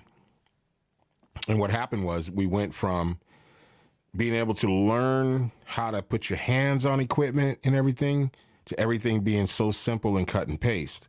Yeah. And once it's been made simple and cut and paste, and then someone can buy a computer that already has recording programs in it, and all of these things back in the day used to be thousands and thousands of dollars. You didn't have access to that. Yeah. And now you got access to the internet. And there's, you know, millions the art of children. digging gone. No, not over here, boy. Well, I'm just saying though, there's a lot of kids nowadays who don't understand the art of digging. Like they'll never understand going to the record store and my kids do. Throwing the homie a little extra, go and hit the basement and check out what just came in. You know what I mean? Like they don't really understand that shit. That's an art of hip hop that is almost completely gone. I think that might be what's going on with the artist in particular that I'm talking about. I think she kind of saw what she thought the world wanted, and she picked the part out of that artist that was easy for her to adapt to. Well, okay, from a producer's point, I'll say this: you can't necessarily get mad at somebody if they do something that is low-key genius, because it may be trash to everybody else, but they say true genius is to take something that somebody already else did and make it your own. That's true genius. Horrible, no doubt. Every aspect. But what they say is, no, I'm not talking about like copying an Andy Warhol exactly like Andy Warhol did. I'm saying taking the concept and turning it into your own, okay? Because that's what artists do anyway. That is art. That is art. Yeah. So that's the truest form of flattery and the truest form of genius. Now, being able to find that is one thing, because a lot of motherfuckers are just doing the same shit that everybody else is doing. Well, this is what happened. When you think about it, art. I mean, hip hop hasn't been able to be art for a long time. When we came up back in the day, church, we had the elements. We had all four elements. We had the hip hop, we had the graffiti, we had the breakdance, the DJ, all that. You know, we had the MC, music, all that. We had the DJs. We had, you know, it's actually, you know, but you know what happened? They they homed in on what was marketable, was the MC, and then they took what was most marketable about the MC, the thug and the gangster rap shit. Okay, because that was the farthest from what there was most communities were experiencing. So this was their window into that community that they were never able to see. So now they're like, oh, we can take this, we can exploit this because people see this, they're drawn to it because it's something new, something different. This is something we can work with. And then we came up in a time where we had gangster rap. I mean, we had everything from Too Short pimping to NWA gangster rap but we also had wise, intelligent, rap. pro Yeah, righteous there was teachers. all different levels. We had Q-Tip and Fife, Low End Theory, Lower Theory. We had all these cats. We had the whole. We had the whole spectrum. Yeah.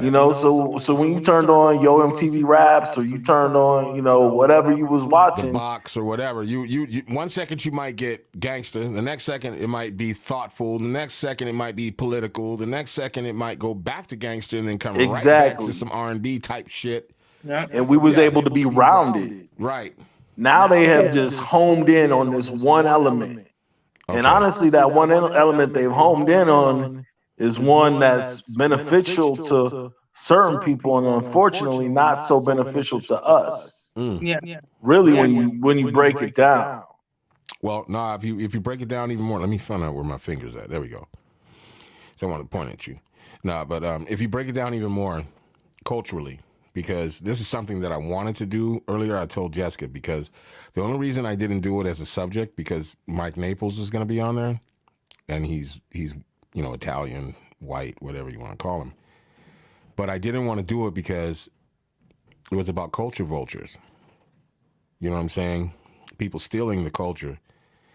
And I'm talking about not just the music, I'm talking about fashion and everything that comes with hip-hop culture. Because hip-hop culture moves the fucking world. And this is a 100% fact. And I wanted to do that, but kind of felt bad. But then at the same time, I told my wife, I was like, I shouldn't feel bad. The kid said literally grew up on house music and hip hop. And he is a real hip hop head. He's a DJ. He does graffiti. He's done everything forever. But sometimes I still question that motherfucker. You know what I'm saying? Only because I've been doing it longer than all of y'all, you know what I'm saying? And I just still have questions about that shit, especially nowadays. Because it would be easy for Mike Naples to hop in the game right now if he had a halfway decent white artist and the beats were decent for him to move further than myself and yours truly. That's a given. I think everybody knows, though. If people don't realize, come on, man. Why do you think Jack Harlow's popping right now? Why do you think Bubba Sparks was popping at the time that Bubba Sparks was popping? It wasn't like that nigga had bars or nothing. It was just popping because of Timberland, but Timberland saw the opportunity of a Southern white rapper. Yeah. But then too, that goes back to what we were talking about when we had the topic about the Hip Hop Hall of Fame. Like seriously, if we teach the younger generation how to appreciate and embrace hip hop as a culture, we can take it back. You see how this? Wait a minute. Let's just pause for a second, because you see how this conversation has evolved, and I love it. By the way, you know what I'm saying. I don't think we could have had the same conversation. No disrespect to DJ Turn, but I just don't think we could have the same conversation. Now, just to enlighten you, yours truly, last week we had a topic, but I don't think we got into it enough, and I wanted to revisit it today, but I was like, no, we gotta revisit it another day. But the question was, why isn't there a dedicated hip-hop music Hall of Fame like there is the Rock and Roll Music Hall of Fame or the Country Music Hall of Fame? That is truly dedicated, where these motherfuckers come together, taxpayers in a city and everything. They plot all this land. They built this incredible building, and they bring all this incredible memorabilia and everything. And you know what I'm saying? And treat this music that we live by like it should be treated. You know what I'm saying? Why we got to go in the Rock and Roll Music Hall of Fame? That makes no fucking sense.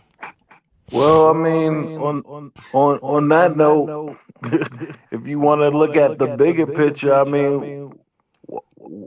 why is it all white men who sign the checks of black athletes? You know what I mean?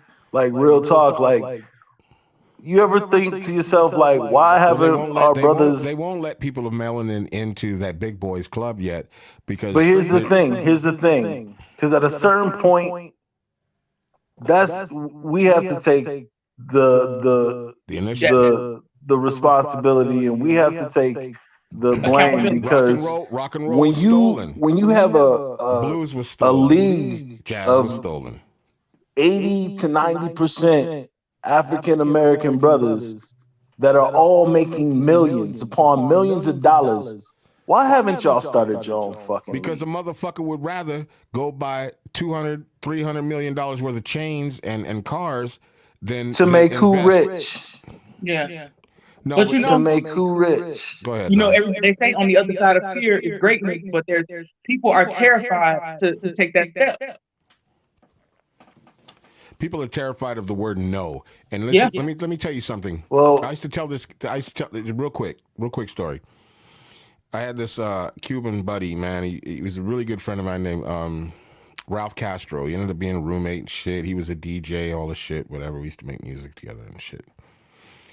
And he was very insecure.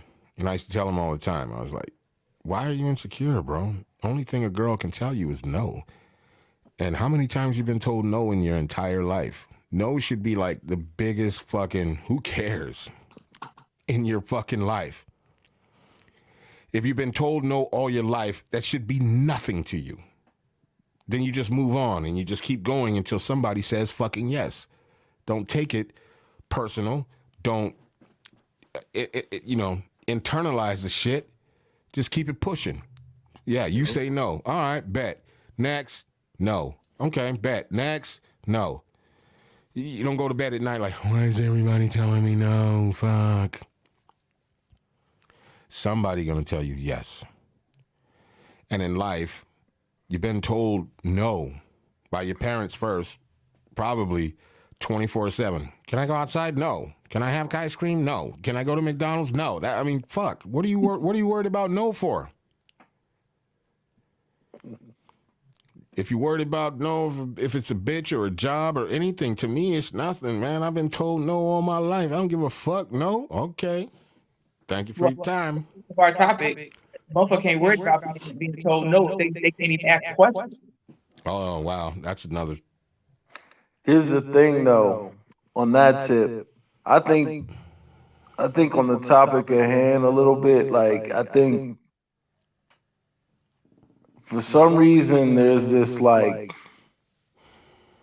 expectation or this hope or this like want or need for like for us people of color to think that like white people are going to correct something or do something to like. Wait a minute. You think, okay, hold on. I got to take a piss real quick. I'm going to put myself on pause. Y'all marinate on that because I got a whole lot to say about that. Okay. So I'm just saying. No. Hey, listen though. No dead air. I gotta go. I've been holding this shit for about. Can you repeat that?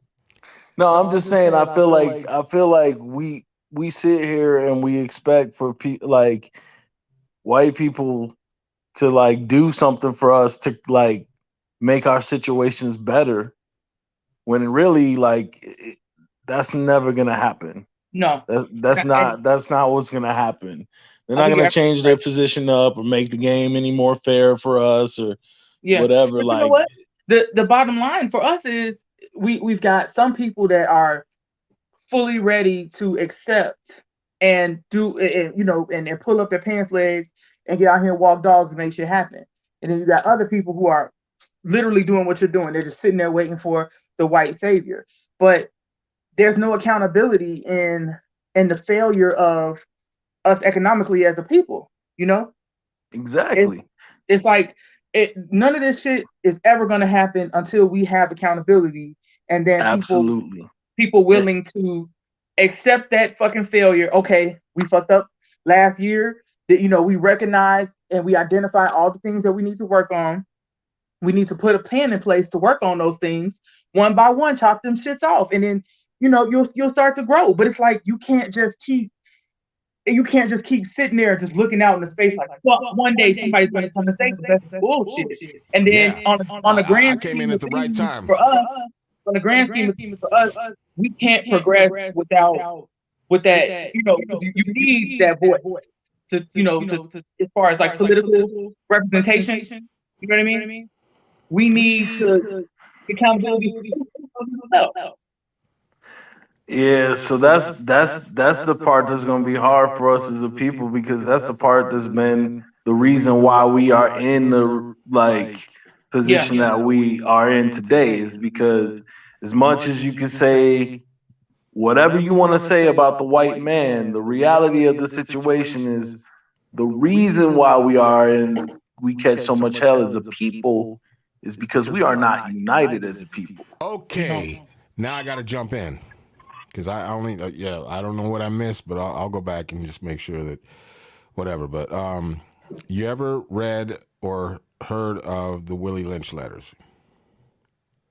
I've heard of yes. I would advise you very much, sir, to at least listen to the Willie Lynch letters or read them yourself. This is beyond a thought process. Because some of us are, and I hate to use the word woke, because I just hate the fuck out of that. Some of us are aware, but not everybody. You know what I'm saying? If you take the amount, like right now, there's more people of melanin that are millionaires and billionaires than there is pretty much in the United States than anywhere. Probably outside of Nigeria, maybe. The problem isn't how we think or anything. It's what's been ingrained.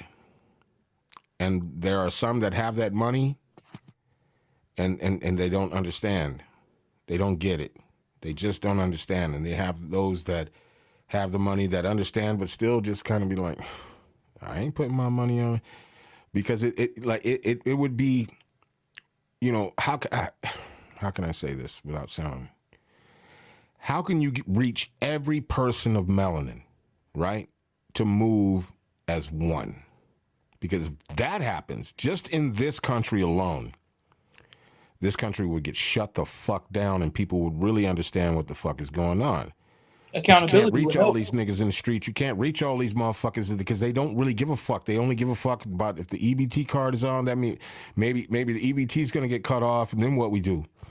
What we do is we lean on the people that started the shit and, you know, and they make sure that motherfucker, you know what I mean? There's enough millionaires and billionaires in this country alone that are melanin that their gross national fucking product or their wealth is worth more than the gross national product of some countries. Absolutely. So if it's a matter of reaching people, and the trouble with that is there's so many people of melanin that just ain't trying to hear shit. They just waking up every day thinking about surviving, thinking about whatever, and the key to that is reaching them, because they're the minority. They're the majority of brothers and sisters out there that don't understand what's going on. The minority is the ones that get it. Yeah. But some of those brothers got a ton of cash. There's some hood niggas that got more money than NBA players, but they just don't get it. Right. But the thing is, yo, like it's what I said before. Our failure is the fact that we don't move as one, like in the sense of like. Why do you think that is? Well, there's a whole host of reasons. If you read a book, no. Just give me your basic, whatever you think and feel right now. Both of you, give me your basic thoughts of why do you think that is? I think decades upon decades of mistrust that dates back to Africa is the reason why we are in the reason or are in the state that we are in today. Like, I think you got to keep in mind in the time of slavery, like when they talk about us, so-called selling us ourselves into slavery, we didn't have the chattel type of slavery that existed back then in Africa, right? So then you had this whole situation where, like, not true, huh? There was slavery. There was a lot of slavery going on. There was a lot of slavery, but you got to understand, in Africa, when you were a slave, if you warred with two different tribes warred and you became a slave of another tribe, just because you were a slave, you weren't like in servitude. You could actually become a member of that tribe. You could move up within that tribe. You could actually become the king of that tribe. African slavery was a lot different than the slavery that was introduced by the Western world. Okay, then like let's interject. Yeah, I digress. My bad. But like, okay. But one thing that was important about what happened in that time, though, you got to keep in mind, is that there was poll taxes that were set up when the colonizers came in, and they fucking were trading with us, and they started trading people to the colonizers for whatever goods they wanted. You got to keep in mind that after an amount of time, they came in with more weapons and whatever, and set up shop, and then created poll taxes to the point where we had to in turn, we were forced to fucking enslave some of our people to give to them. You know what I mean? Fine. Oh, that's fine. So like, hold up. Why do you think Africa has 2,000 different dialects? Because people were constantly running, breaking up from their bigger settlements and having to break off because entrappers were coming in. And then you had other tribes trying to entice the entrappers by catching other slaves or other members of other tribes that have now broken off. You no longer know them as your brother because you've been going through this shit. This shit lasted for decades, man. No, I understand. So that, and then some of those tribes gained a lot of wealth off of doing these things.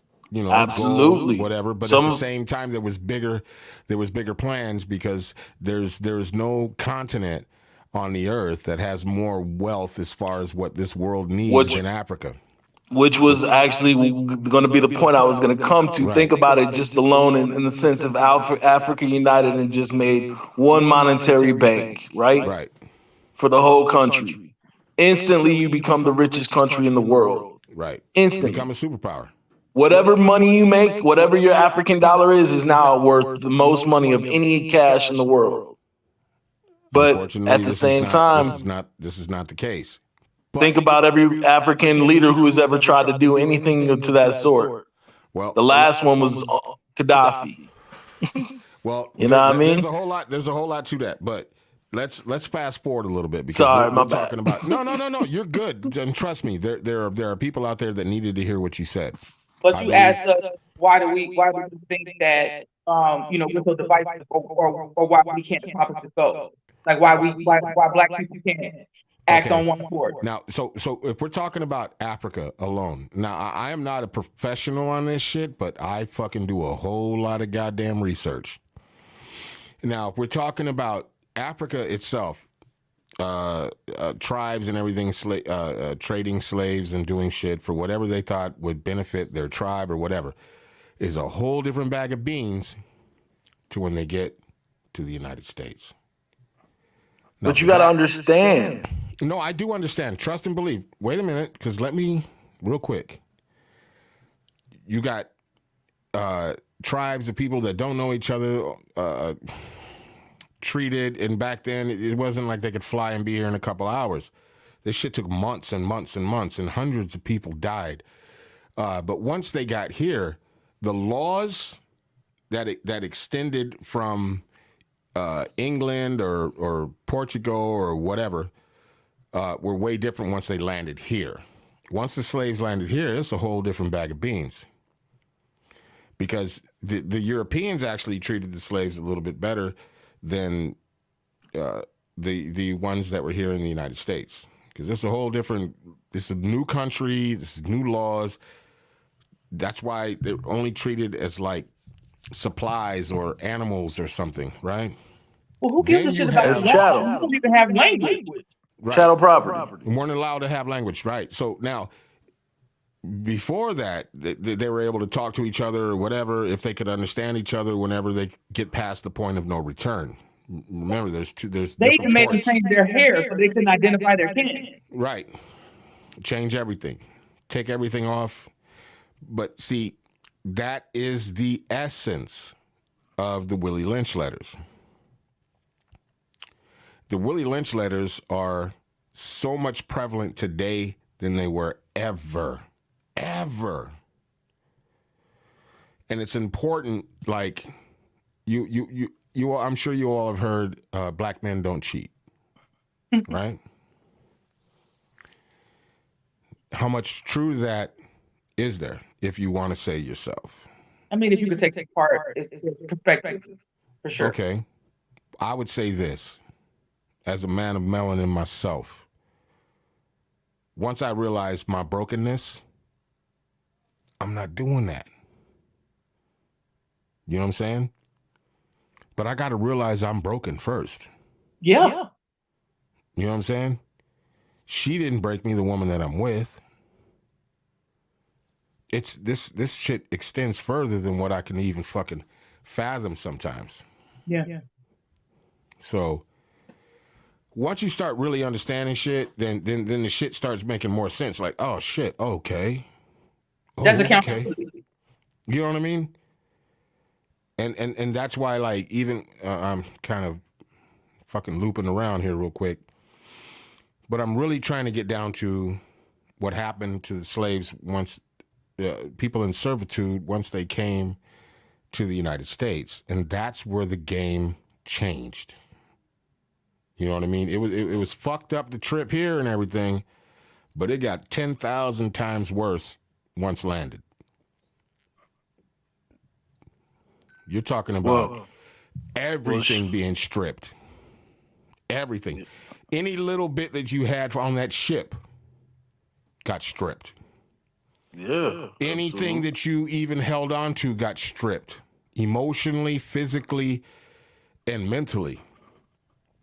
So now you got people that are emotionally fucked, emotionally confused, in a whole nother land, being beat to death. And one of the main things in the Willie Lynch letters is they say that you take the biggest, the baddest, and you just beat him to death in front of everyone.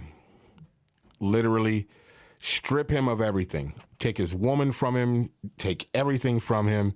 Called buck breaking. Yeah, boy, you already know. See, when you do this, and you do this for generations and generations and generations, this is why black men hate black men, because they made motherfuckers hate. You know, as much as I love but UFC this is why fighting, black women hate black men. It's all the same. This has caused a lot of fucked upness in the whole community. But it's like, let's dig a little deeper. Anybody even know about the Fifth Amendment?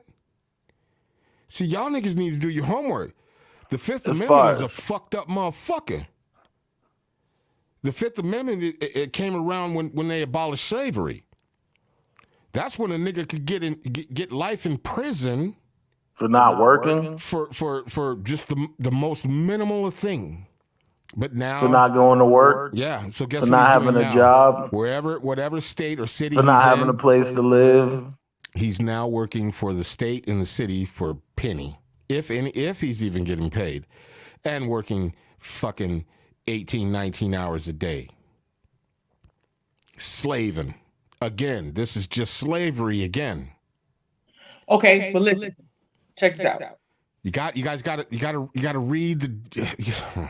But in order for that to continue, you number one, you got to have an audience. You got to have believers.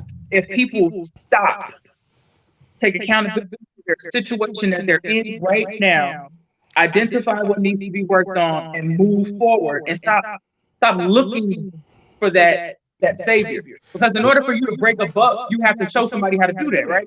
If we all turn around looking the other way, we don't pay attention anymore. Not everybody wants to learn how to break a buck, because there's a lot of people who are scared. There's a lot of people who just want to sit back and play the position, be it like an Uncle Tom ass nigga. Just want to collect their EBT. They don't want to rock the boat because, life might get hard. You know what I'm saying? And the problem with that is then your neighbor sees it happening and they go, well, shit, I'm gonna do like them. Shit, I ain't gonna do nothing. So then what do you do? What do you think? Well, this is the bigger I think the bigger problem is breaking the thought process. And that within itself, it's something that is so generational. It starts at home too. No, well, it starts at home, but fixing it does start at home. How about this? Fixing it. How about this? Does start at home. No. Let me tell you something. This is gonna sound crazy to you, but if you had a great granny, right? Loved her to death, right? And she told you, don't do that. And then you soak yourself in Epsom salt, you're gonna be all right. Like these old wives' tales ass shit, that don't necessarily work. Or, wives' tales as think, you just go to work and and there are people out there that will listen to that old lady.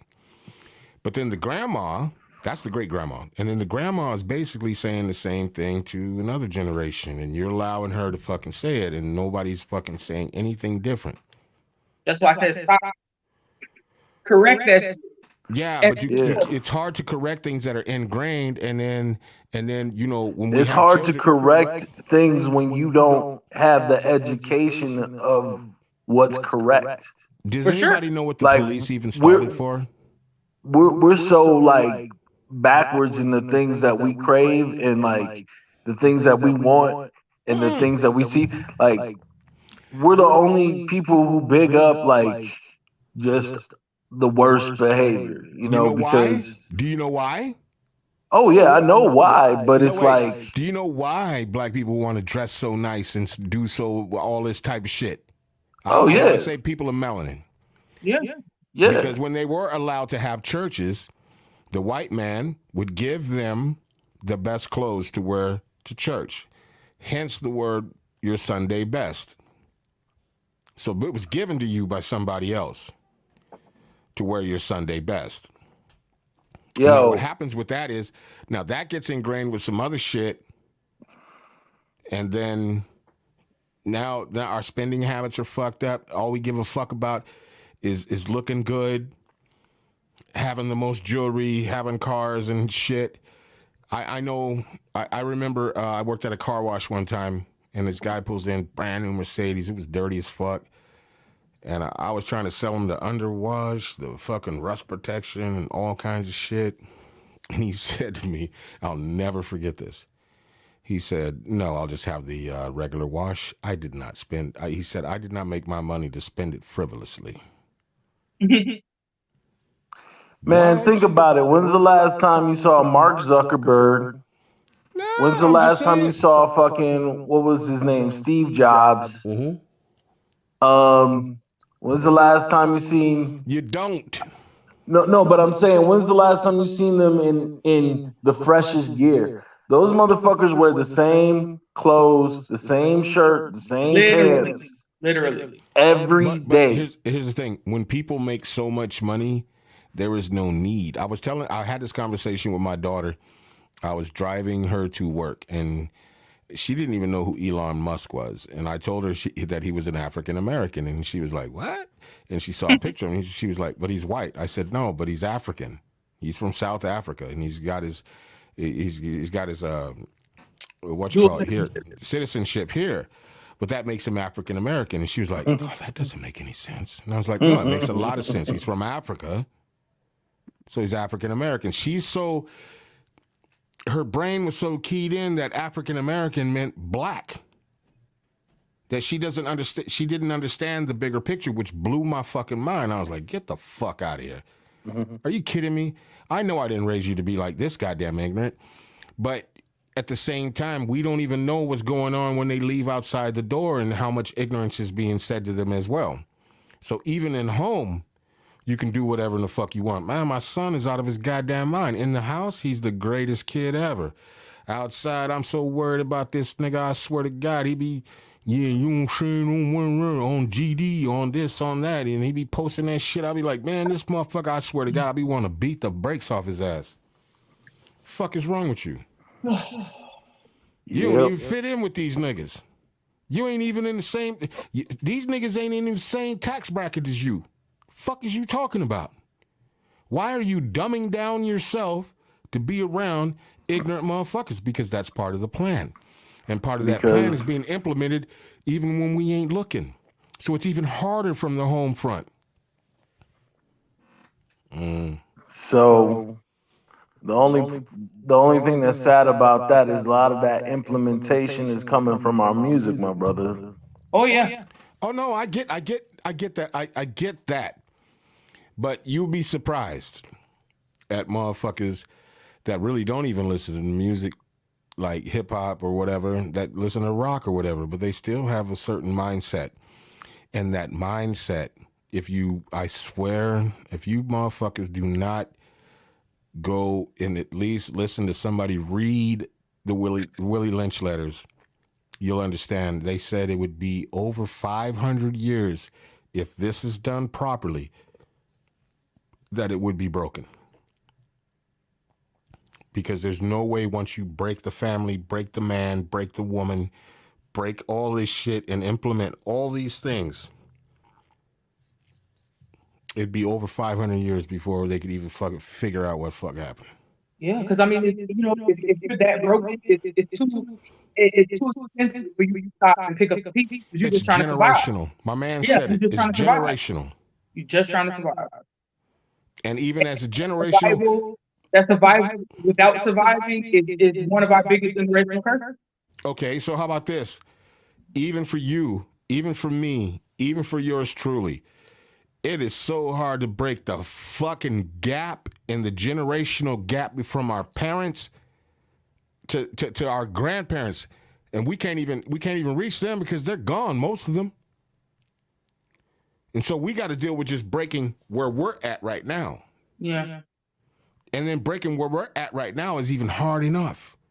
I was thinking like if we remove the fear and teach consequence, because I think these kids they're totally missing that sense of consequence. But like back in the day, if it was false flagging, there was a consequence to that.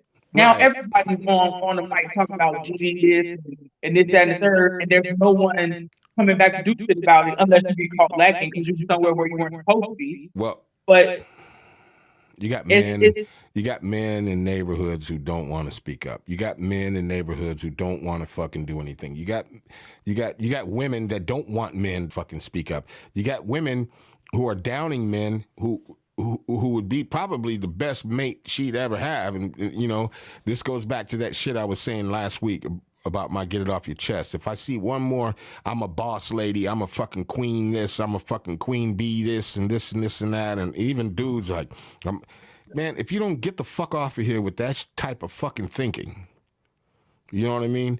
Like, one of the things in my household is that we don't ever hold nobody. You know what I'm saying? We judge people by their character and their integrity. That's it.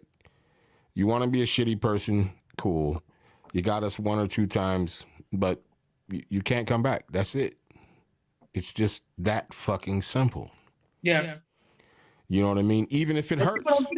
Even if it hurts, you got to let them go. I had to cut RO off out of the administrative part because I didn't just want him popping in because I ain't talked to him. So there's no point. You know what I mean? In the last text I got from you, you said you didn't want to be a part of the show no more. So what am I supposed to do? I don't know. Make an executive decision. This conversation / philosophy. No, I love it. Me personally, I love it. This shit is, there's so many layers. Because I was even thinking, like, if you have people in your family, right?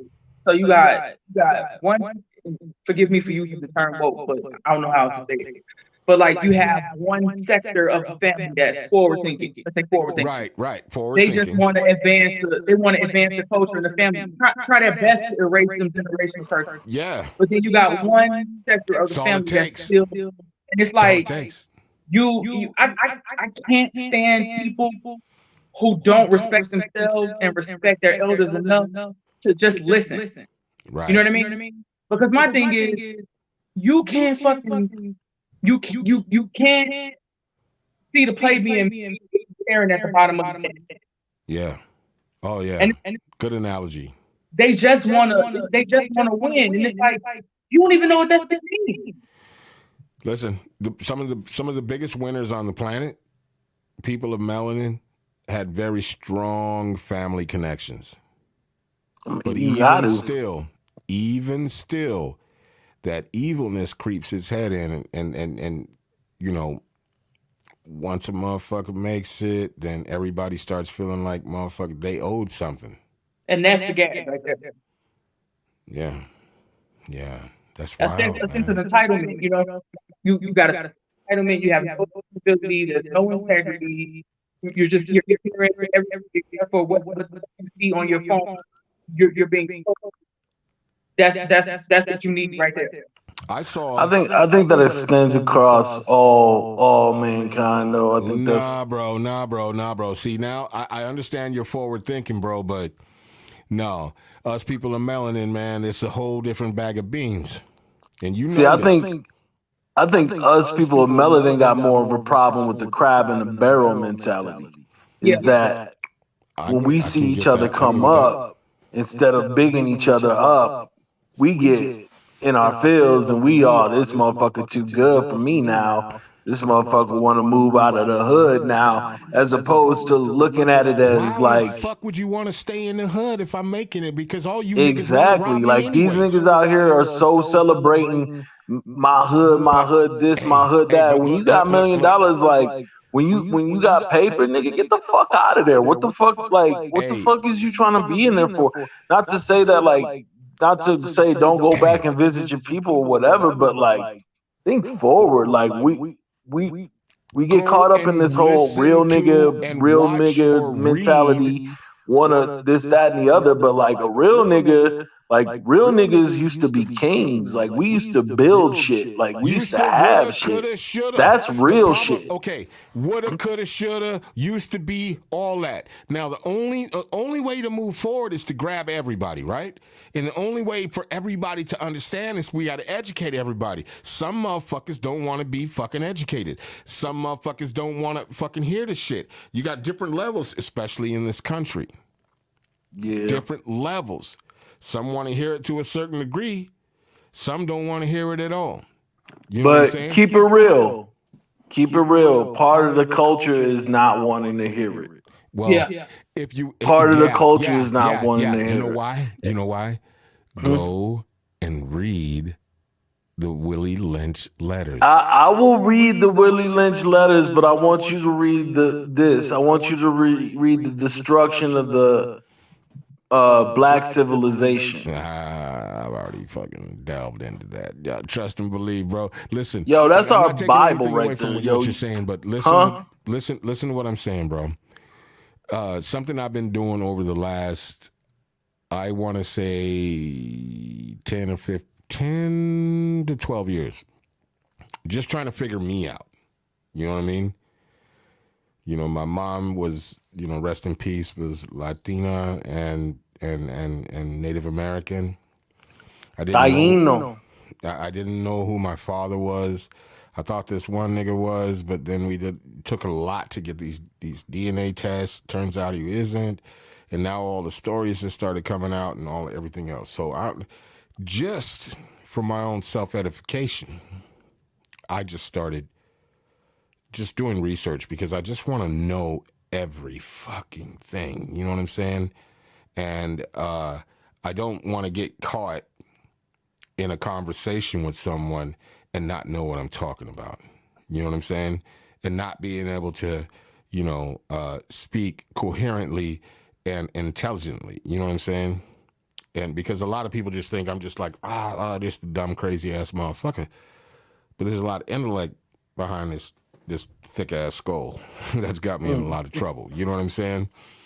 And so, therefore, I do my due diligence. And I would say to everyone else that may listen or is listening now, to do your due diligence, figure it out, understand it. Because the slave trade is a motherfucker. And until you understand the slave trade, you don't understand shit. It's one thing to think, oh, they were just taken from Africa and then brought over here and then shit happened. No, there's a whole lot of shit, just like my man yours truly just said, that happened beforehand. Then you get to the point of no return. And there's plenty of places that in Africa that are called the point of no return. They still have them, and white people go there and tour, and they're like, oh my God, I can't believe it. But those are the same motherfuckers that'll be quick to say nigger or something in a minute. These are the Karens. These are the motherfuckers that can afford to go to Africa and visit the shit and act like they're involved, and then they come back to the United States because, like I said, the United States is a whole nother pickle. It's a whole nother. Once in servitude came here, shit changed. Once you got off that ship, that shit was a whole nother motherfucking bag of beans. Laws, masters, slaves. What do they call them? Damn it, I hate my mind sometimes. When you know, your receipt. I just bought me 2 niggas, but they're right there in the cattle. Oh, bill of sale. Bill of sale. But they're right there with cattle. It ain't there with the rice and the beans and the sugar and the fucking salt. It's right there. Yeah, man. Hey, there's an amazing book about how slaves were used to, you know, as leverage in mortgages and whatnot. Oh, wait. Yeah. Oh shit! I'm trying to remember the name of the book. Exists to this day. Huh? We're talking about something that exists to this day. It's called redlining. No, redlining is about housing. Like as far as like if you were trying to like say you said fuck that, I'm out. Cotton was your I can't deal with y'all. I'm out. And you was trying to get a factory. This nigga just disconnected. No, you were trying to get a factory. I'm back. I was just playing. You can say I got a plantation and I got 500 slaves, and that's an asset. That's no, I get that. That's that you can get loans, you can get all kinds of shit. Yeah, basically the banks use like slaves.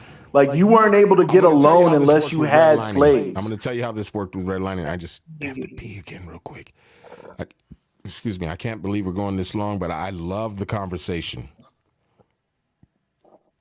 Yours truly, you truly made your name effective tonight. You truly came through with some knowledge, bro. And I appreciate it. I got to take a piss real quick. Glad I was able to actually get on this bitch. Don't let me stop you guys from talking right quick. We're past our time, but I don't give a fuck. I don't give a fuck that we're past our time to hang up and everything because somebody's gonna learn something from this. I hope so. No, we can't hope. We got to speak in definites. That's the other thing. I'll get to that later. But yeah, let me take a piss real quick. Excuse me. I'm sorry. I apologize, but you know, I got a baby bladder. We'll be here when you get back. All right. So I was watching this shit the other day. There was there's a family in, I think it's North Carolina, maybe it's South, whatever, doesn't matter. But there's 100 cousins. So it's a big ass family. So there's like 3 siblings and shit. And they grew up, you know, in this area, and they had this house. And they were like, oh, that's a scary house. That's what they called them when they were kids. So as the family grows, present day, they do everything together. So every Sunday they have Sunday dinner. They don't do birthday parties at halls and shit. They do them at each other's houses. So the guy's looking for a bigger house because they just can't do it. So this scary house that they, you know, all grew up being scared of, the sister goes, you won't believe the scary house is for sale. So they all start looking into it. Make a long story short, they get the fucking house. So they find out, I think after a year of living there, that the fucking house that they bought was an old plantation, and that particular plantation owned them. Oh shit. So it gets even deeper because one of the cousins, he used to work with a guy back in the day, and the guy lived at the house. That's his childhood home that he grew up in. So, you know, he knew a little bit of the history about his family. And I guess the one guy, he was like, yeah, something. He said his great grandmother's name or something. And he was like, that sounds familiar or whatever. And I guess he did a little research. And the cousin knew this shit when they was getting the house, but he didn't want to say nothing because he didn't have a cat. So they and one of the other they went crazy research, like it was their hobby. And it's hard to find your documentation of ancestry before 1862. Oh, you talking about the house the guy bought and found out his grandparents and everything, or great grandparents were slaves there or some shit? Yeah. But that shit just made me think though, like we're not far removed from that shit at all. Because the great great grandmother, no, the grandmother was a slave. At the very end. Look, let me tell you, this is why I tell people when we talk about Drake, when we talk hey, I'm so sorry. I gotta leave for 1 second. Man, come back in. I'll drop back in 1 second. My bad. All right. When we talk about breaking generational shit, this is what I was talking about earlier when I said the great grandmother and everything. The great grandmother, if we're talking about my great grandmother would have probably been in her teenage years in like 19. She was 98 when she passed, almost 99, and that was in 2006. So in 1906, yeah. That's not far removed. And that's my great grandmother. And that's my great grandmother from my mom's side. Yeah. And so they had a lot of trepidation towards my mother, even though they're people of melanin. It's even more fucked up. Yeah. They try to hide a lot of the melanin and try to be white and try to be, you know what I mean, as the generations got older, because they're like, fuck that shit. Because a lot of the older generation would be like, well, they understood a lot of things, but there's certain races we know we're native or we know we're Hispanic, but don't make it worse by fucking with a nigga. You know what I mean? Or something that can be conceived as. You feel me? Yeah. Because then that just takes us all the way fucking back when we're, you know. But you know, there's so much. I keep saying the same shit about, you know, it starting at home, because even when you were about to start talking about redlining, like that shit is 100% prevalent today. But if we don't teach our kids how to recognize this type of fuck shit and what to do to avoid that, and be able to work above the system, that type of shit is gonna continue and get worse. It's gonna fuck around, be called magenta. You know what my biggest I don't mean to cut you, but you know one of my biggest things about, what's the name of our show? Unwrapped? Not wrapped. Unwrap. Sorry, unwrapped. Right. And what are we doing? We're unwrapping shit. We're unwrapping shit. And what's the best way? You know what I mean? When you see a kid, first of all, open up a gift and they always fucking wanted it. The amusement and the excitement on their face. This is what, beyond the fuckery and the shit that I talk and the things that I be trying to fucking do, and this is what I like. Yeah. It's what I love, is information. Because what we're doing is we're unwrapping that shit. We're giving them laughter and joy and everything, and then we're getting down to the serious part. Now, you know I bought you that bike, right? And now you can't ride it to school yet. You know what I'm saying? Got to know you need to be responsible riding that bike. Okay? Till you show me you're responsible riding that bike, you cannot ride it. Same with a video game or something. So it's am I making sense? Yeah. Because some people are going to listen to this and they're going to be like, fuck this, I love it because these motherfuckers is stupid. Yeah. But they don't even know that they're understanding and they're getting some fucking lesson. So I try to teach my kids about money. Mm-hmm. But instead of just being like, this is $1, blah, blah, blah, blah, blah, I do it in the way that I can teach them. So I'm starting with teaching them it's every dollar you get, whether you keep it or get rid of it, it's a choice. Right. I'm trying to get them to understand that You had money and you don't have it anymore, but it's because you chose to do what you chose to do with it. You want to know what I did to my kids? And to this day, they swear they figured it out on their own, but except for my daughter, she gets it. That would only mean my son is just an idiot, but he's not an idiot. He's smart because he does the same shit. He just says in his mind he figured it out. But I used to take them shopping all the time. Every time I got paid, whatever, I'd tell them, let's go. Here's your budget. You got $100 or $50. You know, when they were super little, it wasn't like $50 the whole damn work. Right. So Tino's first lesson, I think he was like 9. I gave him 50. Go. You meet me back here in an hour. Right here. We go do whatever. Here's your money. Go. Same with Mia, but she'd be with me because she was a baby.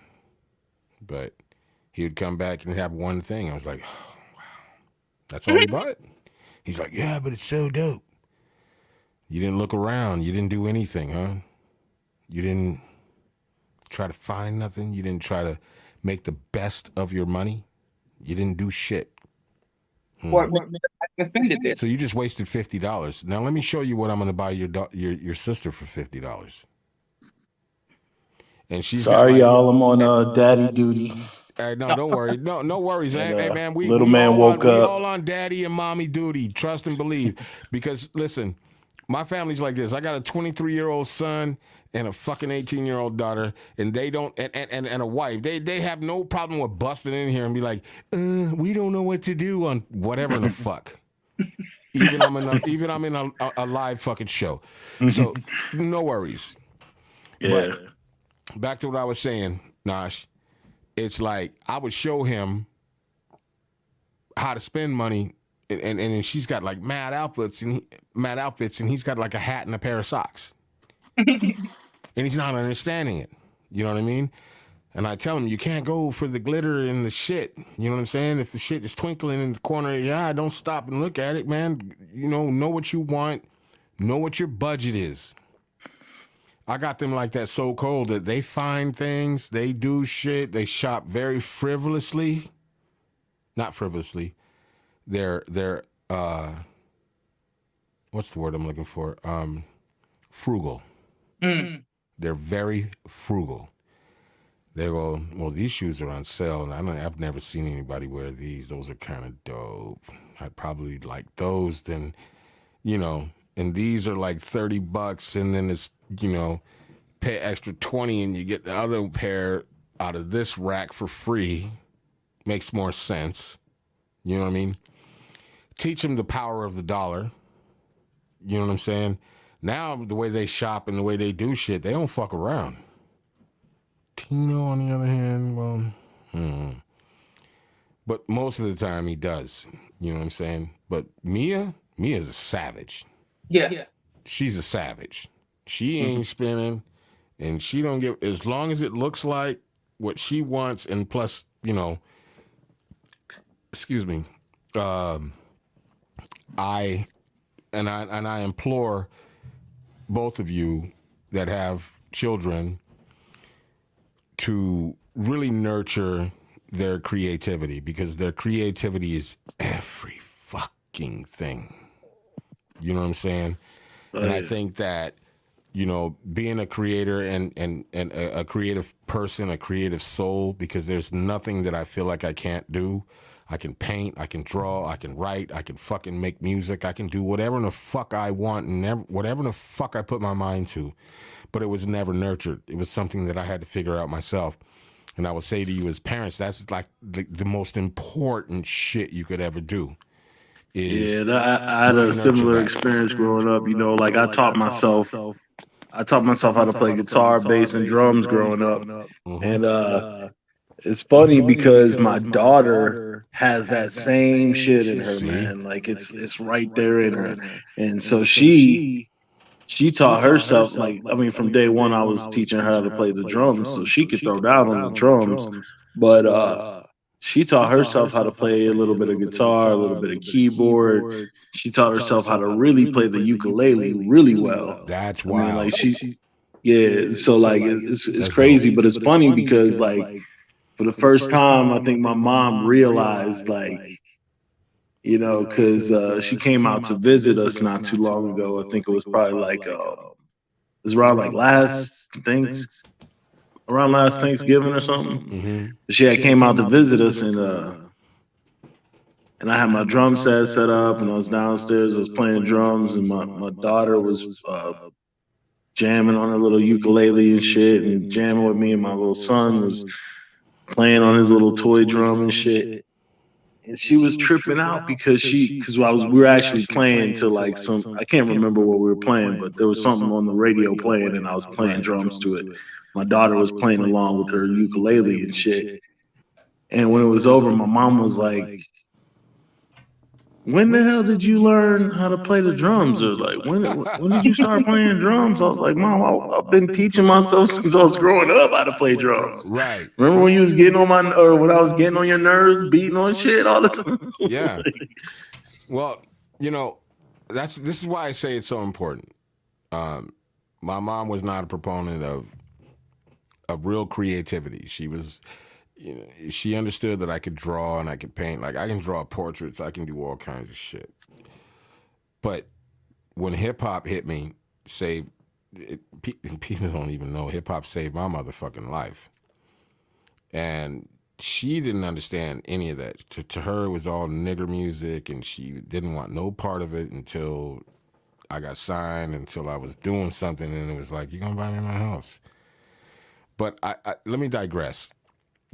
I say that it's important for parents to nurture creativity because that creativity is also the part that gets them to want to think beyond the boundaries, to think outside of the box, to think that wait a minute, because they you know, us as creators, and Nasha, you're a creator too. Don't even think for 1 second you're not a creative person, because part of being a creative soul is being quick-witted, being smart, being, you know, not just smart but intelligent, because there's a difference between being smart and being intelligent. I could be book smart all I want and be the most intelligent man in the world without even ever reading a book. You just have an understanding. And you have all of those qualities. And you cook. People mistake cooking, you know, not everybody can cook. No. And I wish people would stop posting pictures of, yeah, I just cooked this shit, looks fire. No, that shit looks like somebody threw up on your fucking plate. The shit don't even look right. You know what I mean? The mac and cheese don't look right. The shit don't look right. I be seeing that shit all the time. I'm like, what the fuck is that on your plate? To really, really, really get down to cooking, you have to be creative. You have to understand how things work together. Just like a painter has to know how colors work together. Just like a person that makes music has to know the octaves and you know, what sounds right together. It's the same shit.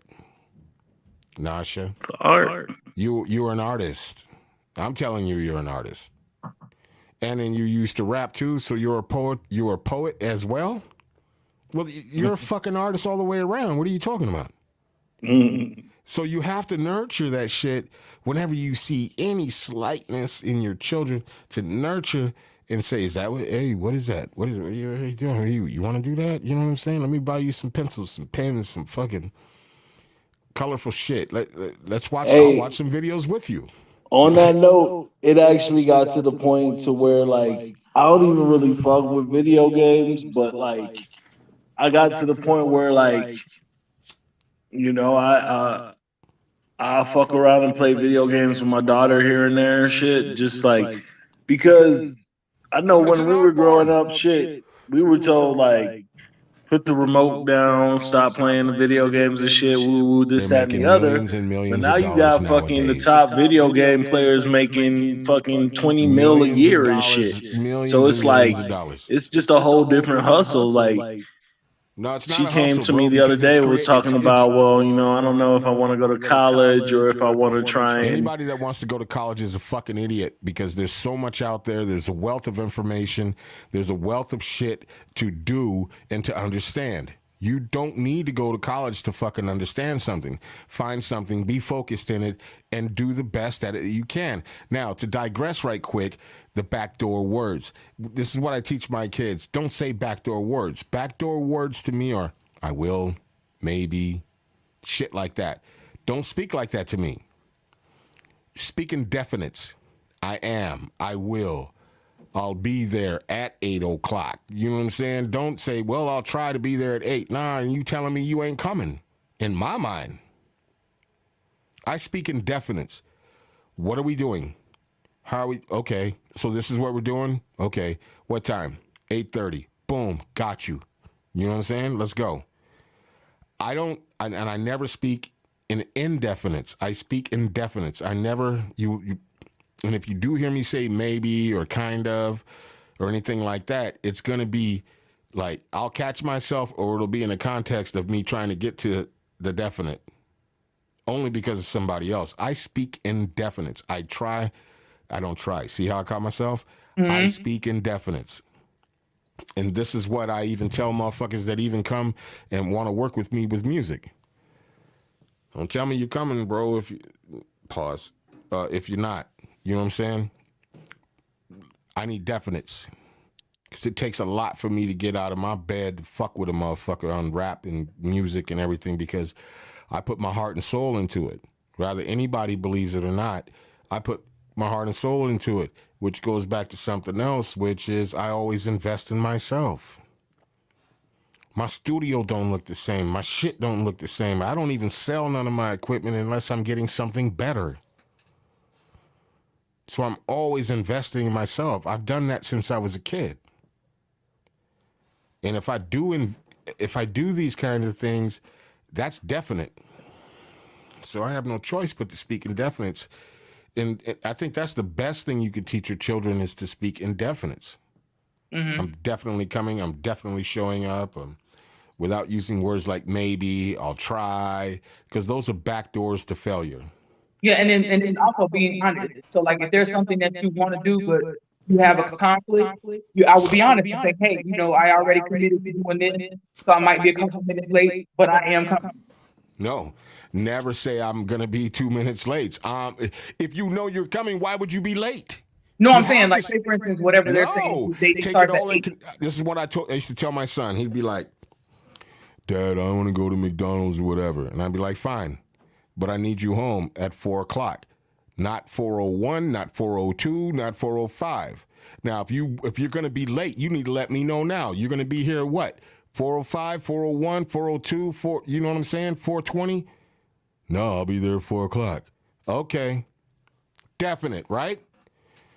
Now, if you don't show up and you come up to me and you say, well, I didn't know the bus. Well, you should have taken that shit in consideration when you told me what time you were coming. This is all about thinking. You know what I'm saying? If I got to go to your fucking house, I get fired up. If I got to go to your fucking house and I tell you I'm going to be there at 5, don't you think I'm taking Chicago traffic into consideration? I would hope you are. Thank you. I wouldn't say to you I'd be there at 5 and I show up at 5:20 and then say to you, sorry about that, traffic. No, I personally take that shit in consideration. So if I leave my house, I know what time I should leave my house. I've been living in this city long enough to know how long it takes to get to your fucking house. Right? And I should take traffic into consideration. So maybe I should leave 15 minutes earlier, just to make sure I'm there. That's what I do. And again, no backdoor words. If I say I'm going to be there at 5, I'm there at 5. I'm actually probably there earlier all the time. Well, I keep it real, because I'll be like, I'm probably going to be late. But see, fuck that probably shit. No, but here's the thing, that people start respecting that shit. And then they start looking at you different. Mm-hmm. This is part of breaking that fucking cycle. Breaking that, he on nigga time. You know what I'm saying? Oh, he on black folk time. Oh, he's on Mexican time. Or he's on... Man, fuck that. I'm on my fucking time. And my time said I'd be there at 5. I'm there 10 to 5. Calling you saying, I'm outside. Is it cool to come up or am I too early? You know what I'm saying? Yeah. Shit. When you late to work, you late to work. That's true. And if you 15 minutes fucking early, you're not late. You're 5 minutes early, you're not late. You get there on time, you're late. Yep. Just saying. Facts. You got to start speaking these types of things to your children so they understand it, because the real world is not going to give them any goddamn chances. Facts. You know what I'm saying? You want to break a cycle? Break the definites first. Work on the other shit afterwards. Word. I think I want to try and figure out mostly how to teach my kids to not have to rush to anything and create their own destiny. There you go. Go by their own rules and create their own lane.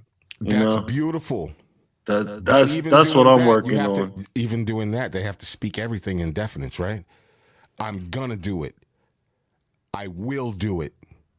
You got to speak these things into the universe. Something I told my brother-in-law today. He said, "Man, I'm so proud of you, what you're doing." And I said, "Man, I haven't even gotten anywhere to where I want to be yet. This is nothing. My brain is already tenfold beyond what we're doing right now. And I have to not only think that way, I have to feel that way, and I have to know it within the fucking universe. Because something my mother always told me, if I don't believe in me, nobody will." Nice. And the key to part of all of that is showing up, speaking in definites, all that kind of shit. That shit may seem trivial to motherfuckers because they never heard those kinds of things before. They never understood what that means to speak in definites. They never understood what confidence means and not arrogance. It's a thin line. But confidence within self is not arrogance. No. I got a question for you, yours truly. Yes, sir. And I'm sorry, Nasha, if I'm talking too much, but I get heated over this kind of shit because it really hits home to me. If I allow you to pop in whenever we have on a show, of course I would call you beforehand, but I'll allow you to be able to just not get a link, but be able to get into the show. Like, you just jump in. Just like you just go on to StreamYard, type in your own password, type in your own password and everything, and it'll put you directly in our show, and you pop in whenever the fuck you want. You cool with that? Give me the keys to crib. Hey. I love it because you know what, man? You've been a fresh air, man. Like today, you have been nothing but fresh air. And I love what you say, brother. You know what I mean? I've known you for a long time. And be honest with you, I never looked at you like I'm looking at you now. And there's no disrespect. It's just that I never really had the time to really sit down and talk to you and chop it up with you in a way that we have been tonight. And I really love your thought process. I really love how you think. You know what I'm saying? And I think you'd be a great asset. You know what I'm saying? And you're funny as hell, and you're a real rapper, and you're all kinds of everything that this whole show I gotta dust off needs. that mic, though. You gotta send me some beats so I can be a real rapper again. It's been a minute. Nah, I got you. Nobody got no beats out here for me, you know? I got you. You ain't got to get them from there, man. We live in a whole different era. That's what's up. Yeah, man, I'll love to pop in there. I'll throw you the keys, and of course, I'll just hit you with a text message or something and let you know when we're going, because we're going to start, Nasha, are we cool on that? Like, we're going to start recording a lot more and going live a lot more and doing a lot more shit, you know, live recording and then saving the shit and then putting it out on different days, editing and doing all that kind of shit. That's what's up. So we're really starting to expand a little bit more, because my whole goal, and Nash is with me on this, that we gotta learn how to pivot, and we're learning how to pivot. We're learning how to, there's going to be a lot of bumps in the road. We've had quite a few over the last few months, and since I started on Instagram, and it's getting better and better and better, and it's 100% organic, and that's what I love. I love the organicness. I love, listen, on here, Nash, I need you to back me on this. I don't need you. I would like you to back me on this. We understand we're characters here. You know what I'm saying? You're yours truly. I'm Heat Detector. She's NASHVINO. We're not, there's no emotion involved in this as far as like hatred or upset, getting upset or anything like that. We're going to speak our truth. We're going to speak our shit. That's why it's called Unwrap. You know what I'm saying? And then when it's done, we just go, damn, that was a good show, man. Fuck yeah, man, that was dope. And that's the way I want to keep it. Word. I don't want nobody. And understand, I get wild, bro. This ain't shit. I get wild. I ain't scared. Okay, that's what I'm talking about. I ain't scared shit. Nah, you got something to say? You mean you the whole co-host? Come on, you got something to say? See, we got to get her drunk, obviously, because last time she was a little. No, you know what? Today I had all my shit laid out, but when my nose started bleeding, that shit took me for a loop. Right, it's a nosebleed, nigga. You don't do cocaine. No, I got. Well, shit, my nosebleed. I'm sorry I couldn't contribute more myself. Tissue in that motherfucker, and it stopped, and I just picked up another drink. I said, all right. No, I actually had to get my nose chemically burned like a year and a half ago. And I don't even know what the fuck that means. Oh, it's some crazy shit. I had to go through ENT specialist and the whole time. But the other night though, I guess I must have nosebleed my teeth, because when I woke up, I went like you fuck up your face and shit and do stuff. And I was working. I did like this. I'm like, what the fuck? Then I ain't nothing though. I just carried my face, but I must have had one in the middle of the night the other day. Well, I don't know. Stop doing cocaine. I'm sorry. Stop doing cocaine. I'm trying real hard. Cocaine's a hell of a drug. Hey, my shit's about to die over here. Hey, man, listen. It's been lovely. And I'm going to text you with all the information, bro. And anytime we going on air, I'm going to hit you with the info. And all you got to do is, once I do your shit, all you do is log into StreamYard, make your own shit. You just type in StreamYard and he in this bit. Yeah, and then you just pop in. You ain't got to click no links. You ain't got to do nothing. You in, even when we don't want you in. You in. You like, oh shit. Oh, okay. So y'all can't even keep me out this bitch. Nah, not when I put you into your digs. Nah, not when I put you into your digs. You pop in anytime you want. I'm like, oh fuck, here he go. Shit. Yeah, bro. It's been a pleasure to have you, man. Tonight's been crazy, man. We're 2:47 into it. This must have been good. But you know what? I think about this shit, man, and I think, like I was telling my bro, the greatest part of this is that if we keep it to where somebody doesn't have to watch it and they can just listen and kind of like be there. Yeah. You know what I'm saying? And that's really where I'm at right now with it. And you already know I want to do the live interviews and everything. That's for the visual, but even that has to have a certain feel to it. Mm-hmm. You know what I'm saying? And I think yours truly, he's out of here. I don't know, he's frozen, but I wanted him to stay to the after show right quick, but he's out. But okay, I'm gonna play the music once again, and then we out of here. Let's do it. I got to start making some outro music. Yeah, you do. But I did this today. I did this beat today because I want to say this on live and for everybody to understand and know. I'm proud of you. you know, I already told you what it was and everything, and you're still here. You're still dealing with my funky ass. And you know, and that means a lot to me. You know what I'm saying? And shit, we just gonna celebrate, rock to the music.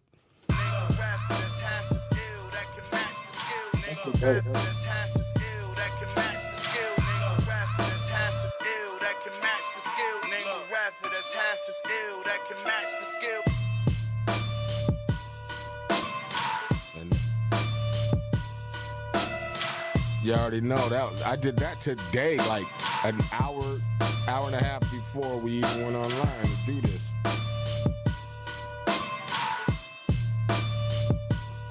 Make it old crazy ass Griselda type shit, Wu-Tang type shit. That just sounds like it's so crazy. I'm a killer when it comes to this shit, man. I've been doing it so long, it's like I know the vibe, I know what I like. I don't really be giving a fuck with too much what people like. I just feel like I just make some shit and just make the shit happen. You know what I mean? Just let it flow now. Yeah.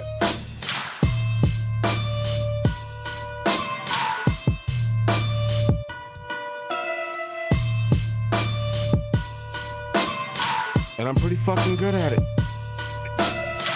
You haven't heard shit, be honest with you. You haven't heard shit. This is my forte. But I do so much more.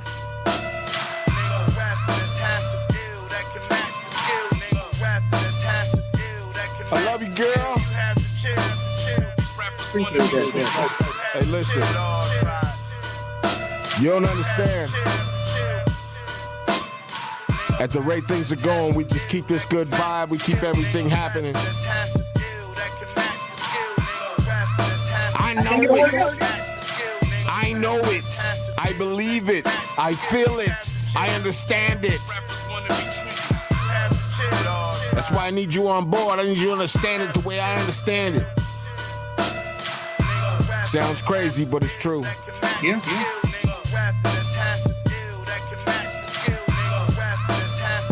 I can match the skills. What?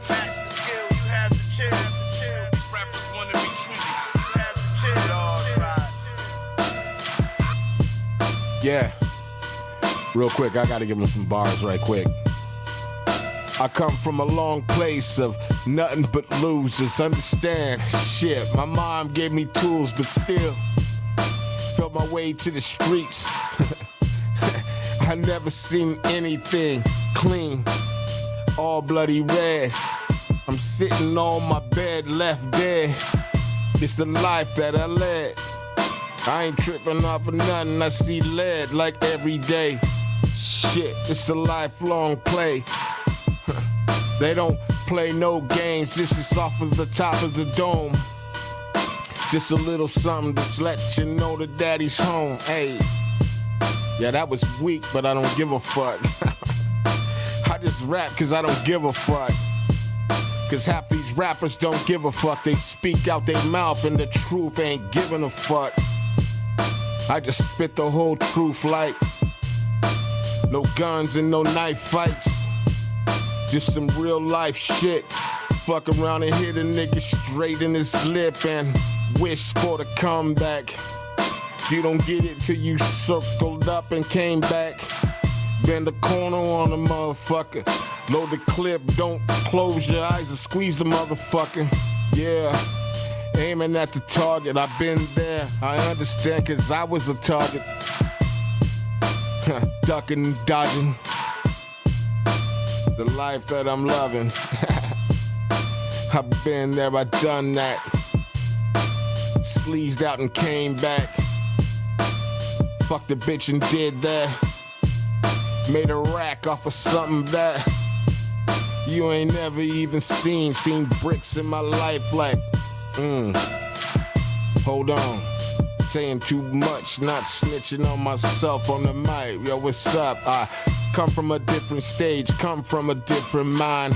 Stand a little stronger, never cross the fucking line. Been all about integrity and character. Come around my way, fuck around, I'm never scared of you. Cross the line and get outlined and chalked. Not the one to fuck with, cause I don't speak without my mouth. My mouth is a loaded clip. I spit nothing but bullets at a bitch. Everybody ducking and diving. They don't understand that the kid's still alive. And, hey, should have been dead at 19, but I'm 55 right now, so what the fuck I mean? Ha. Must be blessed, must be something, must be more than stress, must be more than test, must be more than life at its best, must be more than a bitch that can even suck a dick. Shit, life has been cursed as I seen it. You wanna come around my way, you can never be a zenith or nothing in the stars that I ever seen. I'm a kinda different machine, I move kinda different. I'm a low-key, kinda cool kinda guy. If you fuck around with me, you might even lose your life. I'm telling the truth as I speak in the booth, but my life is real life when I speak my truth. I never hesitated to say my words, and if a nigga don't like it, I just curse and move. Fuck what they do. I done seen a lot of money, than more than you. No disrespect to the fools. No disrespect to the ignorant. No disrespect to the fools. No disrespect to the ignorant. I stay true to myself. Yeah, all right. Yeah, I had a little too much to drink. I thought we were going to go all night. Nah. It's just off the top of the head, a little something. You know, gotta give them a little something sometimes. That's all.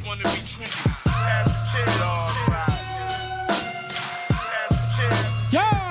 So this has been Unwrapped. You know what it is, man. We went overtime tonight. We did almost 3 motherfucking hours on your goofy asses. Woo! I love it, baby. Hey, if you listen to an hour's worth, that's beautiful. If you listen to 2 hours worth, I love you. You listen to 3 hours worth, goddamn.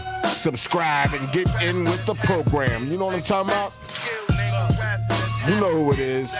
We back at it like crack addicts, man. All the time. Hey, we gonna be back on Saturday. NASHVINO, you wanna tell him something? Man, stick with us. Every week, 8:30, Friday. We're gonna unwrap. I thought you said you want to do something Saturday. Friday is an episode. We can sit on Friday. Well, I'm fucking up the whole program. We got 3 minutes before it makes fucking 3 hours. Let's get this 3 minutes in. A child crisis right now.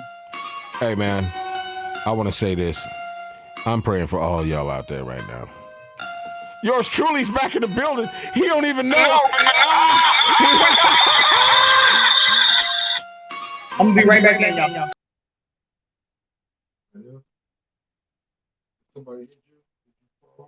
No, is the air conditioner on in there? She said she gonna be right back in and cut me out. So that's what happens when you give a motherfucker the keys. They don't even know what they doing. You know My bad. Yours truly back in the building. I don't even know why you back in the building, bro. Hey, I just, I dropped out so quick. My shit died, so I had to, it's been a day of technical difficulties. Well, then do what I was doing. But I just wanted to give you your proper love. And, You want to give me my proper love? You want to give me my proper love? Check this out. Let's freestyle right quick. Hell no, I ain't doing that. Check it. I ain't doing that right now, bro. Come on, man. I ain't doing that right now, bro. Come on, man. I ain't doing that right now, bro. Do something written, man. Do something Not right now, bro. No, man. Bro. Not right now, bro. Hey, but I got you next time. See? I gotta be in a mind state. I gotta be in a mind state, man. You forever in the mind state, man. You in hip hop. I'm always in the mind state. I'm about to go and hit this blunt and go to sleep. Yo. Here I come. No, I'm out. Up for the top, up for the dome. Daddy's home. Look, gotta try to entice you, bro, nigga. Hey, but I'm gonna shoot you with the information, bro. And anytime we doing anything, I need you to pop in. And I'm gonna give you, cause I, you know what I'm saying, like, not for everybody. Let me end the show, but stay on right now, okay? Yeah. All right, real quick. All right, you know what it is. It's over with. We done already did 3 motherfucking hours of solid ass shit. Boy, look, it's gonna get better. I promise you, we back at it like crack addicts all the fucking time. You know what it is. This is Unwrapped, baby. And we'll see y'all shit. Listen, oh, y'all don't know, we pivoting again. So we gonna start doing more shit and more shit. So y'all stay in tune, like, subscribe, do all that shit, because we gonna make this shit happen. I promise you, there's gonna be bigger and greater guests. Nothing against my guest tonight, but it's going down. Good night, everybody. Yeah.